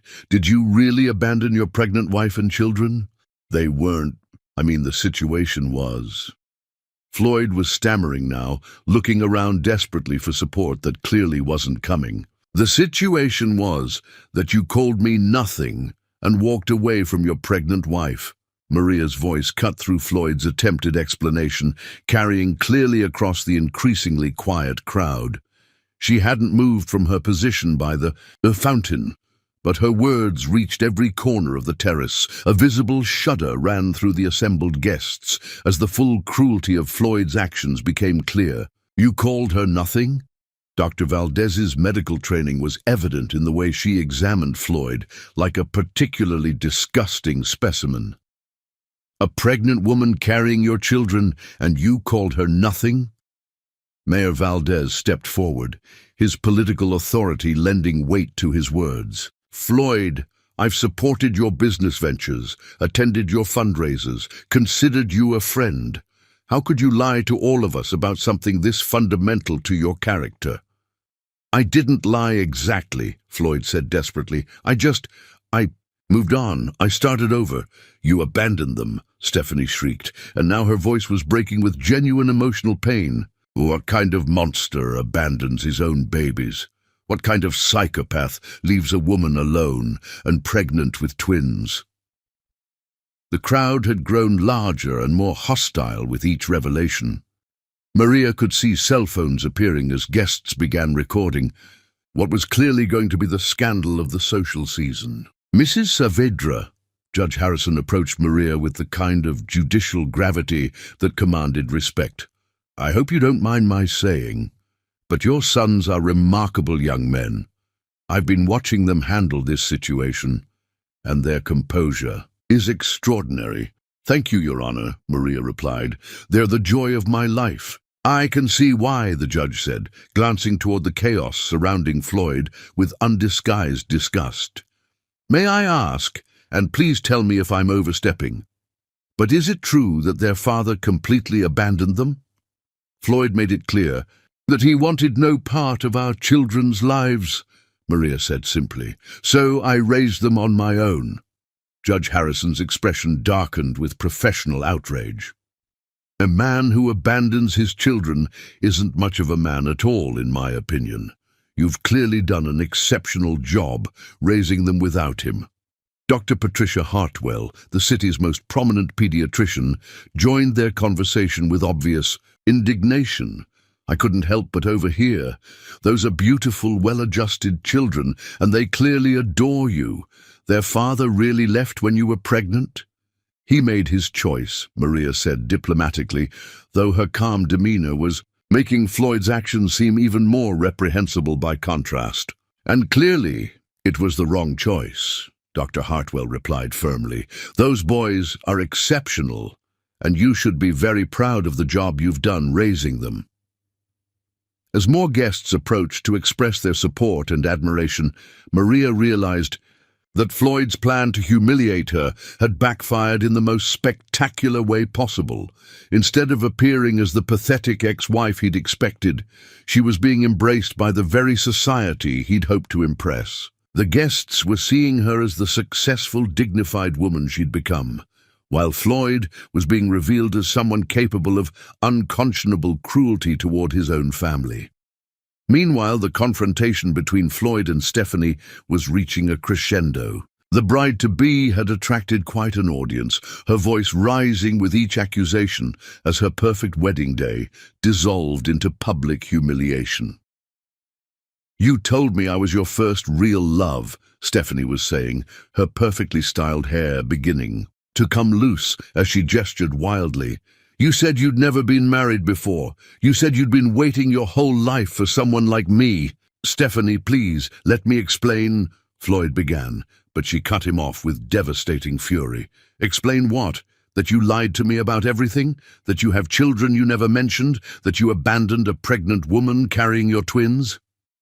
Stephanie's voice broke completely. "What kind of monster does that? What kind of person can look at a pregnant woman and call her nothing?" Maria found herself feeling an unexpected moment of sympathy for Stephanie. However shallow the young woman might have seemed initially, she was genuinely shocked and hurt by these revelations. She was learning, in the most public way possible, that the man she was about to marry was capable of cruelty beyond her imagination. "Look at them," Senator Morrison said, his politician's voice carrying clearly across the silent crowd as he gestured toward Maria and the twins. "Look at those boys, Floyd, your sons. Look at what their mother accomplished without you." Diego stepped forward with remarkable poise for a 10-year-old, his voice clear and steady despite the chaos around them. "Mr. Short," he said, and the crowd quieted to hear him, "my mother told us you didn't want children. She said you chose not to be part of our lives." "We turned out fine without you," Carlos added quietly, but his words carried like thunder in the stillness. "Mom made sure we had everything we needed. We don't need anything from you now." The crowd murmured its approval, and Maria could see tears in several women's eyes as they watched these remarkable children defend their mother with such dignity and maturity. "Children shouldn't have to be this strong," whispered Mrs. Patterson, the society matron whose opinion could make or break social reputations. "They shouldn't have to protect their mother from their own father's cruelty." Stephanie suddenly broke away from Floyd and walked directly over to Maria, tears streaming down her face, her wedding makeup ruined beyond repair. "I am so sorry," she said, taking Maria's hands in hers, her voice breaking with genuine emotion. "I'm sorry for what he did to you. I'm sorry I almost married such a monster without knowing what he was capable of." "You're not responsible for his choices," Maria replied gently, and even in her grace towards Stephanie, everyone could see the fundamental kindness that Floyd had been too blind to value. "Ladies and gentlemen," Stephanie announced, turning to address the crowd with the kind of dramatic flair that would be talked about for years to come, "there will be no wedding tonight. I cannot and will not marry a man who could look at a pregnant woman carrying his children and call her nothing. I cannot bind my life to someone with such a complete absence of basic human decency." The silence that followed was broken by a single clap from Judge Harrison. Then Dr. Hartwell joined in. Then Senator Morrison. Within seconds, the entire crowd was applauding Stephanie's decision, showing their approval for her rejection of Floyd. The sound of that applause, hundreds of the city's most influential people showing their support for Stephanie's decision to abandon Floyd, was devastating. Maria watched Floyd's face crumble as he realized that his entire social circle was not only rejecting him, but celebrating his abandonment. "Stephanie, wait!" Floyd called desperately as she began to walk away, her wedding dress trailing behind, her like a symbol of his destroyed dreams. "Please, we can work through this. I can change." She stopped and turned back, her face a mask of disgust and finality. "Change? Floyd, you abandoned newborn babies. You left a woman alone with twins. There's no coming back from that level of cruelty. There's no redemption for what you did to your own family." As Stephanie walked away, her exit marking the official end of Floyd's wedding and social standing, the crowd began to disperse. But they didn't leave quietly. Each departure was marked by a public declaration, every guest making sure their rejection of Floyd was clearly understood. "Don't contact my office about those zoning permits," Senator Morrison announced loudly enough for everyone to hear. "I don't do business with men who abandon their children." "The Morrison endorsement is withdrawn from all your projects," added his wife with equal volume. "Consider our political relationship terminated. My medical practice will no longer use your properties for our charity events," Dr. Hartwell declared. "We can't be associated with someone who abandons children." "The mayor's office will be reviewing all city contracts with your company," Mayor Valdez announced, with the authority of public office. "The people of this city deserve better than to do business with someone capable of such cruelty." One of the most powerful people in the city lined up to publicly reject Floyd, but not before stopping to express their admiration for Maria and her sons.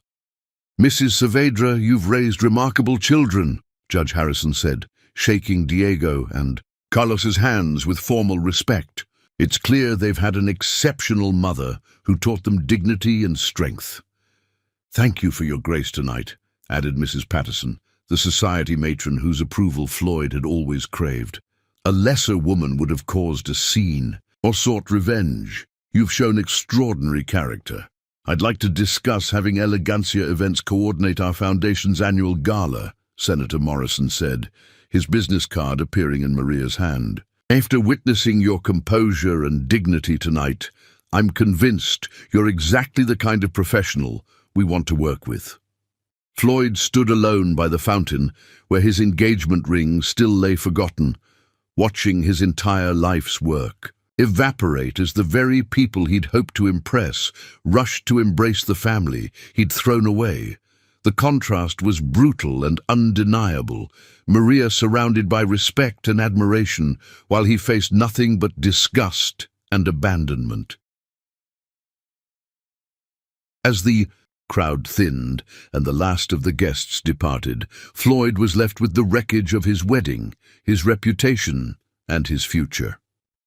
But more than that, he was left with the inescapable knowledge of exactly what he'd lost through his own cruelty and stupidity. The woman he'd called nothing had become everything that mattered, while he had revealed himself to be exactly that. Nothing. Chapter 9. The Humiliation. The Grand Belmont Hotel's Rose Garden had transformed from Floyd Short's moment of triumph into the stage for his complete and utter destruction. As the last of the wedding guests departed, leaving behind only scattered rose petals and the echoes of his social annihilation, Floyd stood alone beside the fountain where Stephanie's engagement ring still lay forgotten on the stone patio. The silence was deafening after the chaos of the past hour. Floyd picked up the diamond ring, a 3-carat symbol of the life he'd thought he was building, and turned it over in his trembling hands. Just 2 hours ago, he'd been the groom at the social event of the season. Now he was a pariah, publicly rejected by his bride and condemned by every person whose opinion mattered in the city's business and social circles. "Mr. Short," a hotel employee approached cautiously.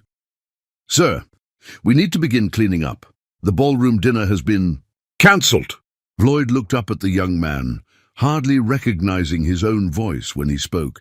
Yes, of course. Send the bills to my office." But even as he said it, Floyd knew that his office might not exist much longer. The political and business connections he'd spent 15 years cultivating had evaporated in the span of a single evening. Senator Morrison's endorsement, Mayor Valdez's contracts, Judge Harrison's legal referrals, all gone, publicly withdrawn in front of hundreds of witnesses. 3 days later, Floyd sat in his lawyer's office, staring at a stack of documents that represented the beginning of the end. His attorney, Marcus Webb, looked uncomfortable as he reviewed the papers spread across his mahogany desk. "The Morrison family has officially withdrawn their political endorsement from all your development projects," Marcus said, without preamble. "The Riverside Heights project is dead in the water without their support. The city council won't approve the zoning changes." Floyd nodded numbly. The Riverside Heights development had been his flagship project, a $50 million luxury residential complex that would have cemented his reputation as the city's premier developer. What about the other projects? Marcus consulted his notes with the grim efficiency of a doctor delivering terminal diagnoses. "The mayor's office has announced they're reviewing all existing contracts with short development for compliance and ethical standards. That's political speak for 'we're looking', for reasons to cancel everything. And Judge Harrison? He's already moved his family's legal work to Patterson and Associates. But that's not the worst part." Marcus leaned forward, his expression grave. 3 of your major investors called this morning. They're pulling out of the Jefferson Street project. They cited concerns about your personal character affecting the company's reputation. Floyd felt the room spinning around him. The Jefferson Street project was his company's largest undertaking, a mixed-use development that had required 2 years of planning and represented nearly 60% of his firm's projected revenue for the next 3 years. "How much?" Floyd asked, though he wasn't sure he wanted to know the answer. "If Jefferson Street fails, you're looking at bankruptcy within 6 months. The investors want their money back immediately, $8.2 million. The bank is calling in your construction loans, and there's something else." Marcus hesitated, which was never a good sign from a lawyer who'd been handling sensitive matters for Floyd for over a decade. "What?" "Your ex-wife's divorce settlement is being reviewed by the State Attorney General's office. Someone, and I have my suspicions about who, filed a complaint alleging that you deliberately hid assets during the divorce proceedings. 10 years ago, Floyd's blood ran cold. That's impossible. We disclosed everything." "Did you?" Marcus's voice was sharp. "Because I've been going through the old files, Floyd, and there are some discrepancies. The Patterson account, for instance.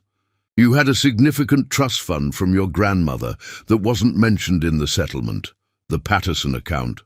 Floyd had completely forgotten about his grandmother's trust. $200,000 that had been sitting untouched in a separate bank, managed by a family friend. He'd convinced himself it didn't count because he'd never accessed it during his marriage to Maria. If they can prove you deliberately concealed assets, Marcus continued. Maria could be entitled to half of everything. You own then, plus interest and penalties. We're talking about potentially millions of dollars. Floyd slumped in his chair, understanding for the first time the full scope of his destruction. It wasn't just his current projects failing, his entire financial foundation was crumbling. 1 week later, the scandal had spread beyond the city's social circles into the business community with the devastating efficiency of a viral infection. The local newspaper's society page had run a detailed account of the wedding disaster under the headline, "Prominent Developer's Wedding Cancelled After Shocking Revelations About Abandoned Family." But it was the follow-up story in the business section that truly destroyed Floyd's remaining credibility.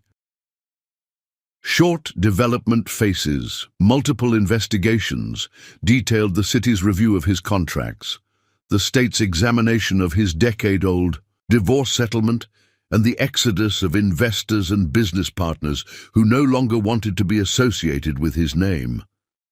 Floyd's phone, once constantly ringing with opportunities and invitations, had gone silent. His assistant had resigned, claiming she couldn't handle the negative attention the office was receiving. 3 of his most experienced project managers had been poached by competing firms who saw an opportunity to acquire talent at discount prices. Most devastating of all was the call from his banker, a man Floyd had considered a friend for over 8 years. "I'm sorry, Floyd," Robert Chen had said, his voice genuinely regretful, "but the bank's board met last night. We're calling in your loans, all of them. Robert, you know I'm good for the money. This is just a temporary setback. It's not about the money, Floyd. It's about reputation.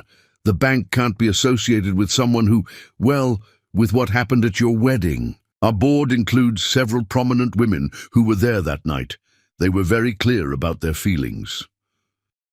Floyd had hung up the phone and sat in his empty office, looking out at the city he'd once thought he owned. The view was the same, but everything else had changed.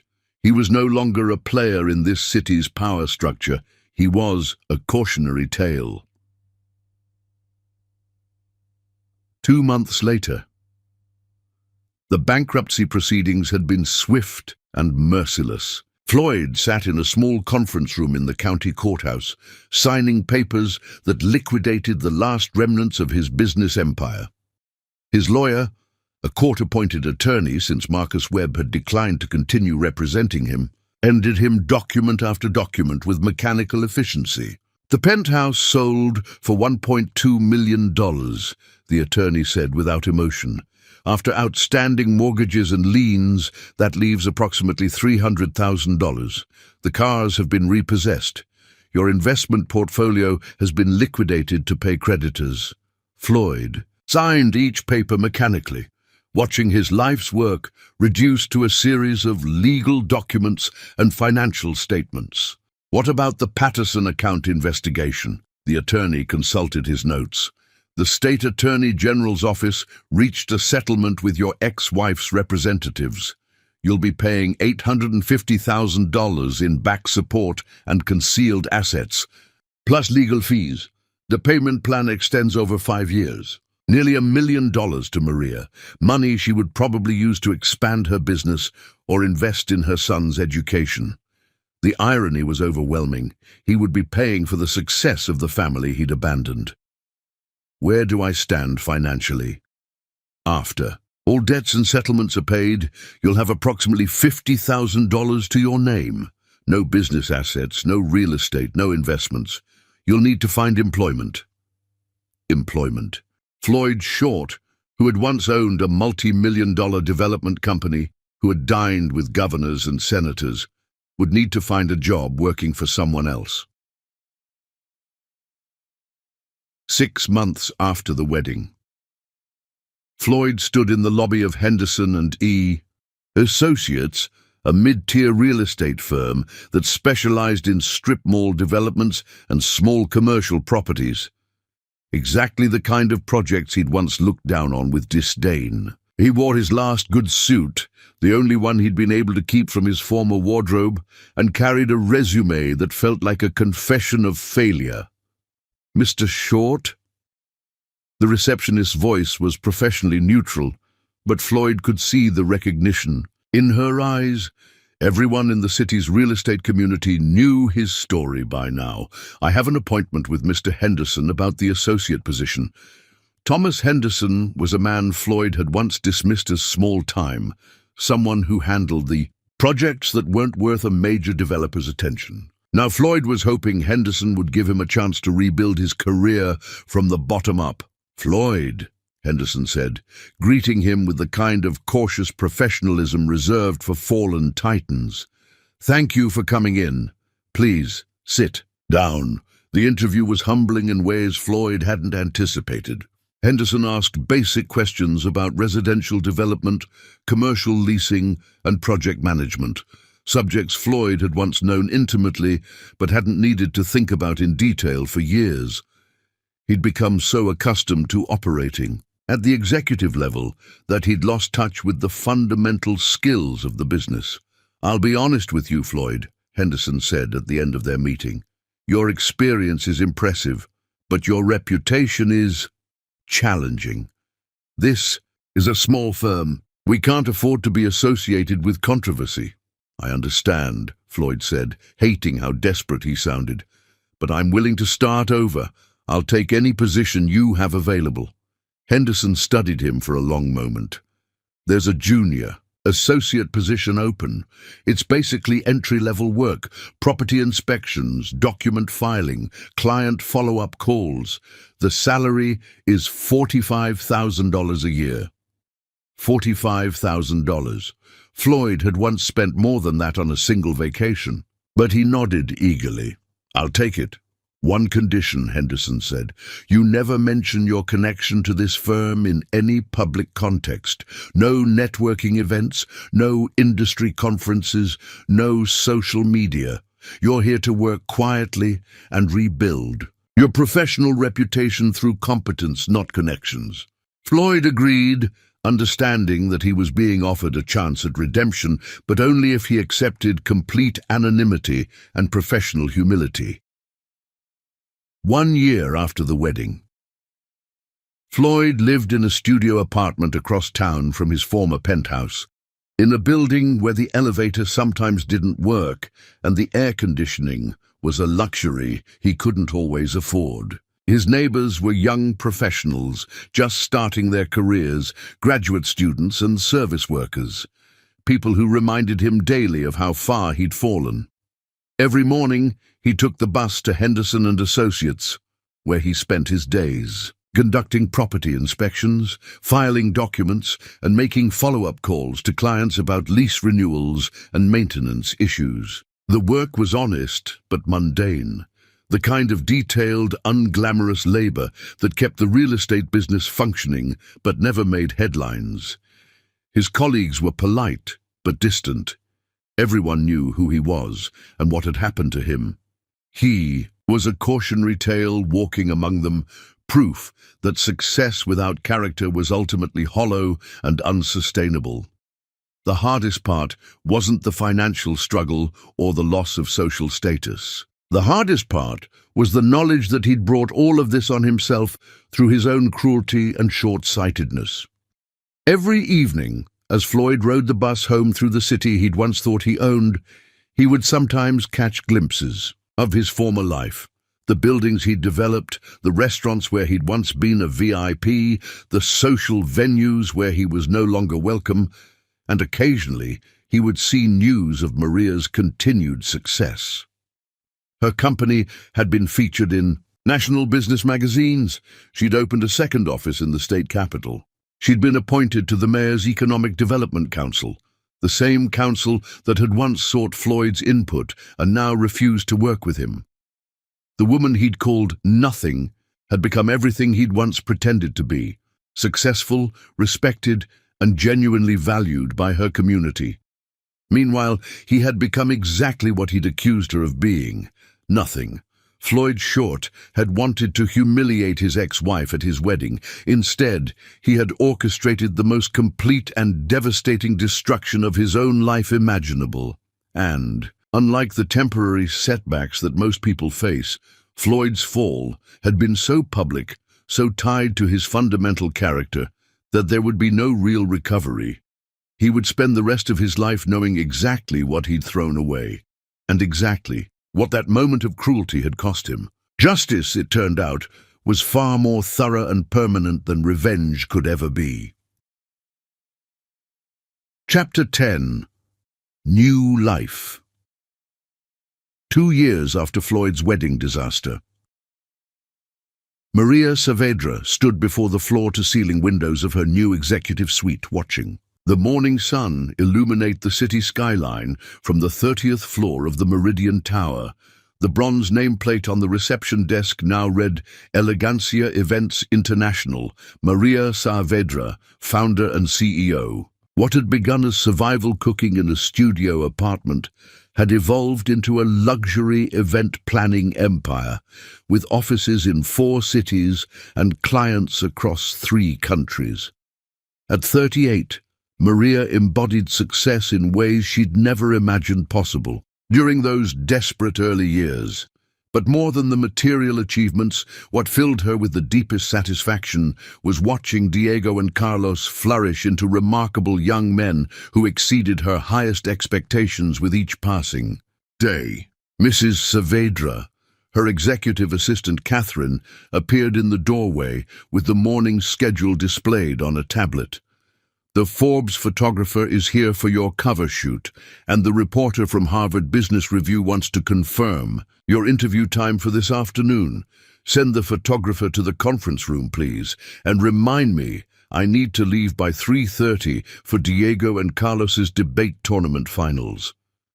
The Forbes cover story was titled, "The Phoenix Rises: How Single Mothers Are Building America's Next Business Empires." Maria was the featured entrepreneur, profiled alongside tech innovators and Wall Street executives as one of the country's most successful self-made businesswomen. But what made her story unique wasn't just the financial success. It was the complete transformation from victim to victor, from abandoned wife to industry leader. The Harvard Business Review interview was for a case study on crisis management and reputation building. Maria's handling of Floyd's wedding confrontation had become legendary in business schools as an example of how dignity and authenticity could triumph over attempted humiliation. "What's fascinating about your story," the Harvard professor had told her during their preliminary conversation, "is how you turned a moment of intended cruelty into the catalyst for unprecedented success. The guests at that wedding became your biggest advocates and clients." It was true.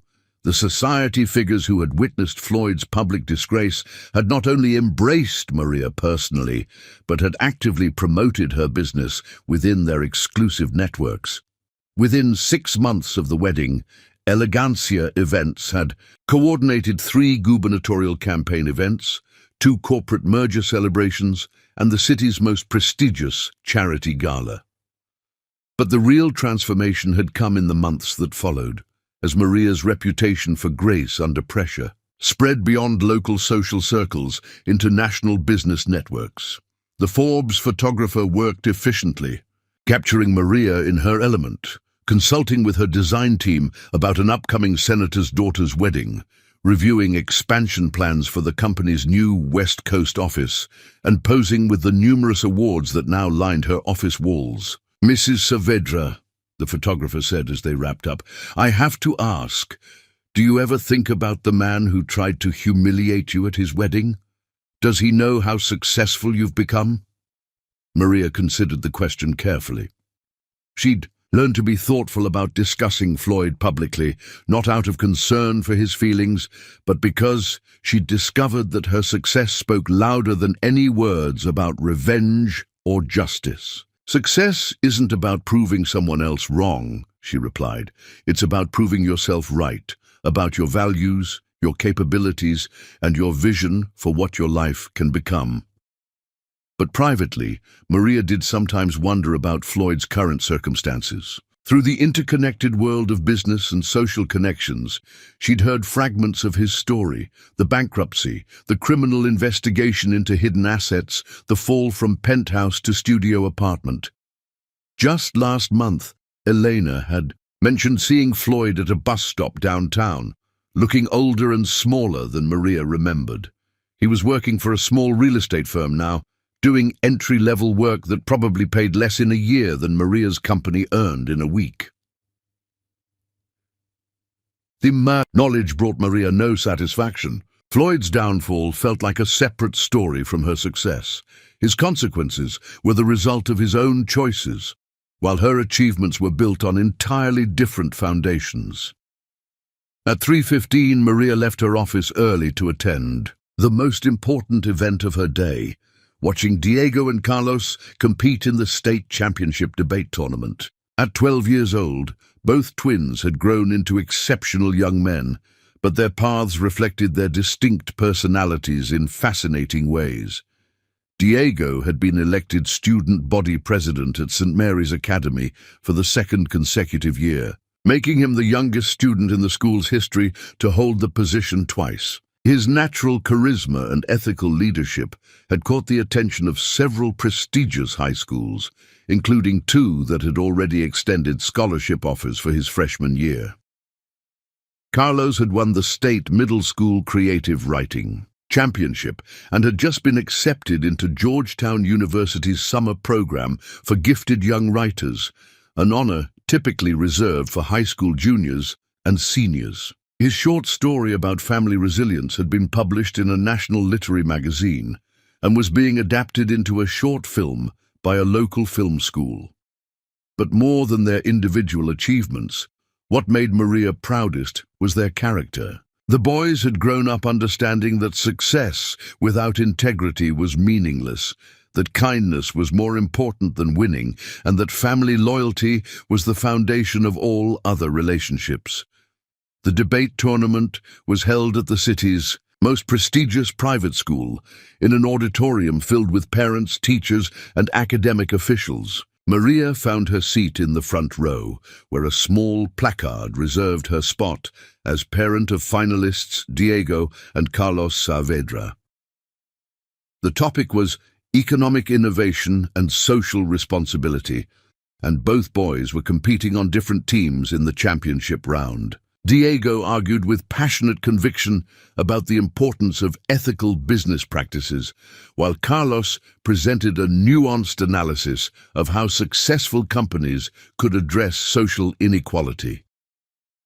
Watching them debate, articulate, confident, and deeply thoughtful about complex issues, Maria felt overwhelmed by pride and gratitude. These young men were becoming exactly the kind of leaders the world needed: intelligent without arrogance, successful without selfishness, strong without cruelty. When the results were announced, Diego's team won first place and Carlos's team took second. But what moved Maria most was watching the brothers congratulate each other with genuine joy, each celebrating the other's success without reservation or jealousy. "Mom," Diego said as they left the auditorium, his first-place trophy in hand, "did you see? Carlos's closing argument was incredible. He's going to be an amazing writer someday. And did you hear Diego's point about corporate responsibility?" Carlos added, beaming with pride for his brother. "He's going to change how businesses think about their communities." That evening, after celebrating at the twins' favorite restaurant, Maria tucked Diego and Carlos into bed in their beautiful home in Riverside Hills. The house had evolved over the years from a symbol of financial security into a true family sanctuary, filled with photos of their adventures, awards from school achievements, and mementos from the life they'd built together. "Mom," Carlos said as she kissed his forehead, "can I ask you something I've been thinking about?" "Of course, sweetheart. Do. You think we would be different people if our father had stayed? Like, would we care about different things or have different values?" It was a mature question that showed Carlos's developing understanding of how circumstances shape character. "That's a profound question," Maria replied, sitting on the edge of his bed. "I think you might be very different. You might have grown up taking certain privileges for granted, or you might not have learned to value hard work and resilience the way you do now." Diego appeared in the doorway, clearly having been listening. "I think we're lucky he left," he said with the straightforward honesty that characterized him. "Not because we don't want a father, but because we got to see how strong and amazing our mom is. If he'd stayed, we might never have learned that families can be built on love and respect instead of just existing." Maria felt tears prick her eyes. "What do you mean?" "I mean," Diego continued, climbing onto the bed beside his brother, "we learned that you don't have to accept being treated badly just because someone is family. We learned that real love means supporting each other's dreams, not tearing each other down." Carlos nodded seriously. "And we learned that success means being proud of who you are and what you've accomplished, not needing to make other people feel small." "When did you two become so wise?" Maria asked, pulling both boys close. "We had a good teacher," Carlos said. "Simply." As Maria turned out the lights and headed to her own room, she reflected on the extraordinary journey that had brought them to this moment. 12 years ago, she'd been broken, desperate, and convinced she was worthless. Tonight, she was the CEO of an international company, the mother of 2 remarkable children, and a respected leader in her community.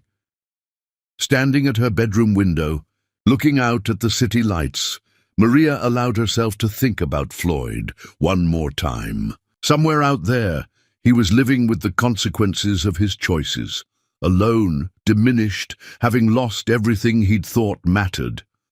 But Maria felt no triumph over his downfall, no satisfaction in his suffering. She felt only gratitude for the journey that had led her family to this place of complete fulfillment and joy. Floyd had tried to define her as nothing. His cruelty had forced her to discover that she was everything. Everything he'd been too blind to see, everything he'd been too foolish to value, and everything he'd been too weak to deserve. The woman Floyd had discarded no longer existed. In her place stood Maria Saavedra, successful entrepreneur, devoted mother, and living proof that sometimes the greatest victories come not from defeating your enemies, but from building a life so meaningful and beautiful that their opinions become irrelevant. As Maria prepared for bed, she smiled at the thought of tomorrow. Diego had a student government meeting to plan a community service project. Carlos had creative writing club and a mentoring session with a local published author. And she had a consultation with an international client who wanted elegancia events to coordinate a charity gala that would raise money for educational scholarships for children of single mothers. Life was full, purposeful, and completely her own. She had built an empire not through cruelty or manipulation, but through determination, integrity, and love. Floyd Short had called her nothing and walked away from the most precious things life had to offer. In the end, his cruelty had become the catalyst for her greatest triumphs, while his own choices had reduced him to exactly what he'd once accused her of being. Justice, Maria understood now, wasn't about revenge. Justice was about becoming so completely and authentically yourself that the people who tried to diminish you fade into irrelevance, while you rise into everything you were always meant to be. The broken woman was gone forever. In her place stood Maria Saavedra, and she was magnificent.